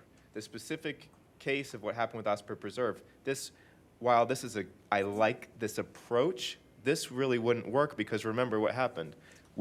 There was a tree survey, but there was a lot of information that was not in the survey. They had to go back and count using this Google Street View how many trees they thought there were, and satellite view, how would they have possibly known the diameter breast height, or whatever, the diameter of breast height? So that, we wouldn't be able to even really use this in another case like Osprey Preserve because who knows how big those trees were. So I like, if we're pursuing this, I'd like it to address two historical issues. And I think it sounds like we're all in agreement that we don't want this to affect the single-family residential homeowner. But the other issue that comes to my mind is the Walgreens, which was a commercial property where a number of mature trees were removed, and the residents got back 2 or 3 immature trees. I was not happy with that outcome. That was all we could do. I was happy to the extent with what came out of Osprey Preserve, but that outcome was not guaranteed. And in my mind, that is the intent right now of drafting an ordinance, is that I would like that outcome that we gained from Osprey Preserve to be guaranteed with a strong enough deterrent, whether it's a multiplier or not, for that not to happen, but also for the replacement to factor in considerations of the biological harm, not just the removal of caliper inches of trees, but the entirety of the biological harm of clearing an area that was agreed upon that wasn't going to be clear. And that needs to be the intent of the ordinance, is that so that we can guarantee at bare minimum the same outcome from Osprey Preserve, but ideally a deterrent. Okay, so I see we got 2 things we're trying to work with. We have, to your point about a conservation or preserve area, the biological harm, how we need to figure out how to put a monetary value on that, whether a multiplier is appropriate. I think that might be appropriate. Yeah. To try to count for that biological harm. So that's one case, right? But then you've got another case like on Monterey with those trees that were removed. I mean, yeah, there could be some biological harm there. There might have been some birds nesting in the tree. But, you know, for in that case, what do we want? We want the trees replaced to be as large as possible. And if they're replaced by bare minimum code, like they were with the smallest tree they could get away with, then we need to make sure that the penalty, it's like, well, okay, so can we have it where there's a monetary penalty that is graduated based on how small the tree is? If they replace it with a big tree, then they don't pay the penalty, or, you know what I'm trying to say? Yes. How do we incentivize them? That's where the replacing it with multiplier Use comes the in. multiplier, like if we went on a multiplier, just say 2 times the tree size. And if they can't put that in, if they can only put 1.5 times in, they pay it to the tree fund, and we could actually make it 2.5. I mean, I think that's Okay. I think that would be the easiest way. The biological harm, as I understand wanting to do that, is great, but how do you? It's hard to put a price tag on you know what that is. How do you calculate that? And I think there is a difference between what happened at Meritage with leveling a preserve versus is a store manager at Walgreens who's getting complaints about some trees and just tells the landscape guy, just get them out of there. You know, I mean, there's a big difference, I think. There certainly is a difference. I'm just wondering if this one ordinance can address both issues. And then when you talk about the biological harm, I'm more leaning towards a multiplier of 6 or so. So how about we would suggest that in a conservation area, right? Because that's the critical part here. It wasn't just a list of trees, it was a native habitat that was being protected. So if there's a designated conservation area on a PUD or any property, I guess it would be a PUD probably, that we have a even higher multiplier to account for And that. actually, that probably would be helpful to those of us that'll be working on drafting this, is you mentioned on a PUD. So is it a general law that's, obviously you guys have accepted a certain size lot, but if it's not in a, for example, if it's just 10 vacant acres and they haven't applied for the PUD yet, and they went in and cleared, and it's not in a PUD, but we write this code to only apply to PUDs, recognize that it won't apply in that situation because it won't have a development order on it yet. So to that point, the other question I had was, when I'm following the history of this section of the code, because I've been on Municode for a long time, and I'm looking back in the proposed ordinance in 2001, what happened to the penalties for violations? Did it, when the code got, when it was withdrawn, did the entire section accidentally get deleted? And we're trying to, staff's trying to figure that out ourselves. As far as we can tell from the minutes and the agenda item, it was approved or it was not approved with the proposed 2001 penalties. However, the flat fee of violation was reserved. But again, I can't even find that flat penalty today. It's not in 5, and it's also not in administration. It's not in chapter 11, which is now chapter, is it still chapter 11? Administration, no, now it's chapter 8. That section for tree penalties is no longer there. So what I assume happened, unfortunately, was that when that proposed change in 2001 was withdrawn, the whole kit and caboodle got deleted because there is nothing in the code. Well, that's why we can have this discussion tonight, and I think the best outcome of this discussion is to give further narrowed direction to our staff. And I agree with the point Mr. Mortel brought up. I don't want to limit this or make loopholes for PUDs or prior to PUDs. I like the exemption carved out for single-family residents that have an improved house on them, but I would like I don't want to limit it just to PUDs. I agree on that. Yeah. And then one thing would be helpful, because I think we're going to obviously be bringing this back versus passing something tonight, is if we look at the multiplier, or, I've said 2.5. As high as 6. Matheson says high as 6. I would like to see, based on the numbers that we use for the multiplier for Meritage, what the penalty would be, because I think that one thing that we need to make it punitive, but we cannot make it egregious. And plus, we don't want to make it so bad that first time we use it, it backfires, the law gets challenged, we ended up not getting anything, and we come back to 0.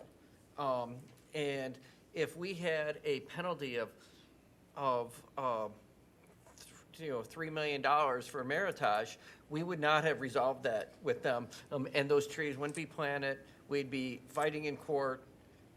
Agreed. So I think, so if we could see, I think we need to see on paper what a 1.5 multiplier, what the code is, without any penalty, and then maybe like 2 inches, a 2-time multiplier, a 3 multiplier, a 4 multiplier, a 5 multiplier, a 6 multiplier. And so we can sit there and go, oh, okay, because, again, same with any, like a Walgreens or whatever. I think that we need to make the penalty fit the crime, so Now, to speak. Vice Mayor. The other cities or county do, or this county? Well, Vice Mayor, when I read this ordinance, though, one of the things that sticks out as me, though, is if we took Meritage and what happened, they would pay the fines, but Meritage replaced everything to the fullest extent practical, and then ended up paying into our tree mitigation fund. I think they did 1.75, was it?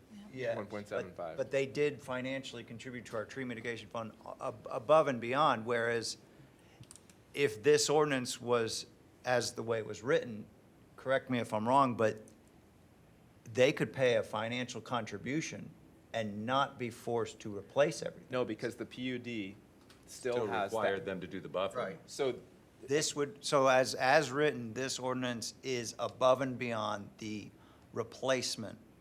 Yes.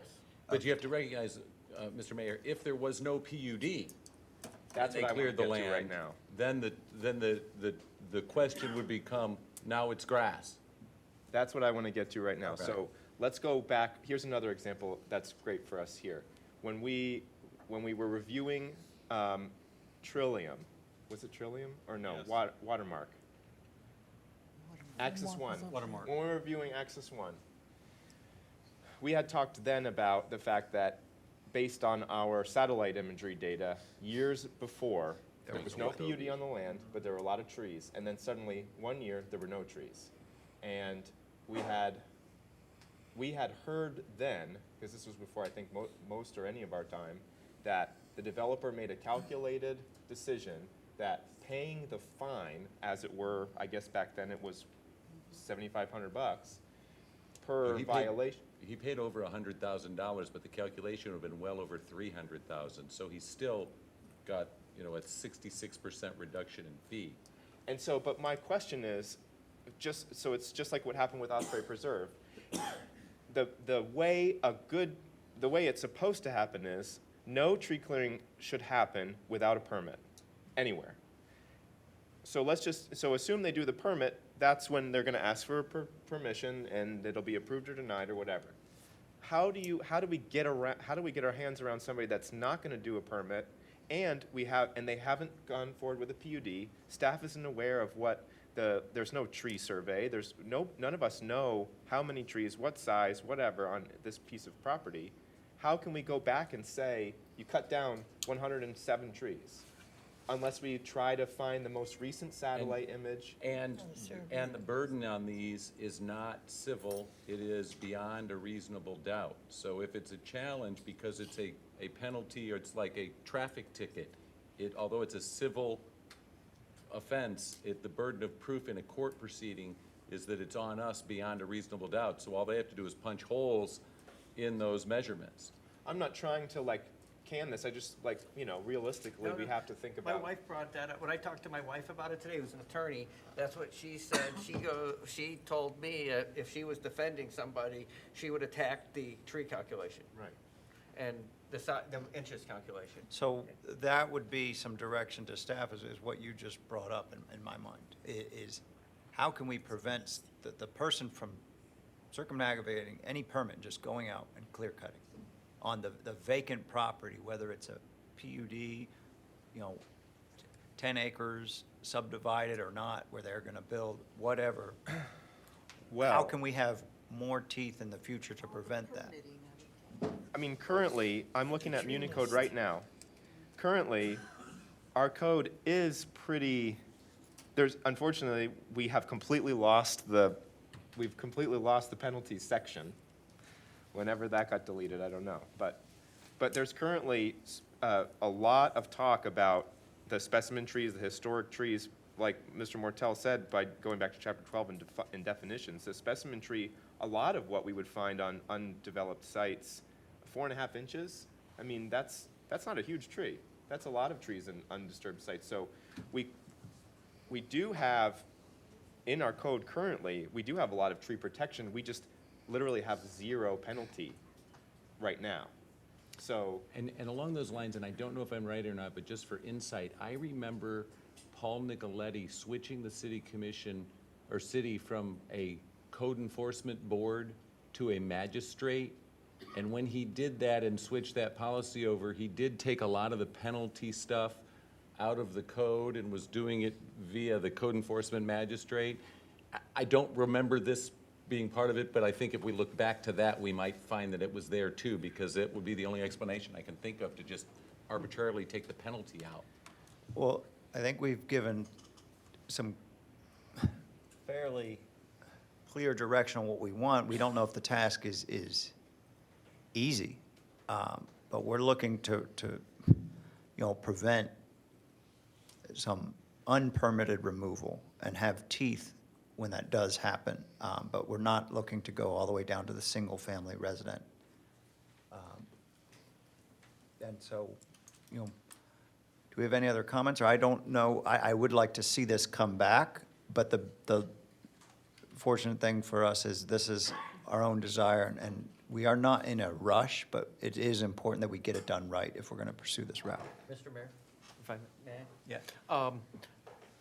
Kev, Tom, do you guys have enough information from us, and then maybe meet with each of us individually at different times to Yeah. come back with something that is probably that we can then start grinding up like sausage? As we would normally do. I'm quite confident that we've got a lot of direction, actually, from all of you tonight, and I'm quite confident we can come back with something that consolidates the comments that we've heard. Excellent. Do we need a motion to continue this, or just table it or anything? Mike? Not table, continue. Well, there's no advertising, it's general law. Okay, so we just bring you it can back. direct staff to bring it back whenever it's ready or whatever you Can want. I make one suggestion? Yes, Commissioner. Because we have identified that we have 0 penalty currently in the code, not that I think anybody is going to want to go out and cut down all of their trees right now. I'm heading out tonight. Got a chainsaw ready to go. But that isn't exactly true either. You've cut a tree down without a permit. You get a We permit. could code enforce them, and we have clearing penalties on vacant parcels, and then the question is the commercial nature versus residential. The question is the amount of what the penalty would be, Right. which right now would just be the administrative $300. Well, under code enforcement, though, we could make them restore. Compliance is generally our primary goal. You know? I like that. Okay, I just wanted to know if it was worth us trying to stick in a temporary provision like it used to be apparently of $7,500 until we get this worked out. Is that? It wouldn't be effective until mid-January at the earliest anyway, and perhaps we can all meet with staff and discuss it and bring something back. I'd rather get it done correctly. Yeah, okay. Yeah, to add the fee is a 2-reading ordinance modification anyhow, so. It would need to be 2 readings, yeah. So if we have 13th sufficient and- direction. Can I make one more request as well? Let's contemplate while we're meeting how we want to do this historic, because, I mean, if we're not going to actually create a historic tree designation program, I'd rather us not do it. I'd rather us not have it in there, because I think I don't know, let's do it. So Sounds good. We should go for that. Agreed. No other comments? I will adjourn this meeting of December 13th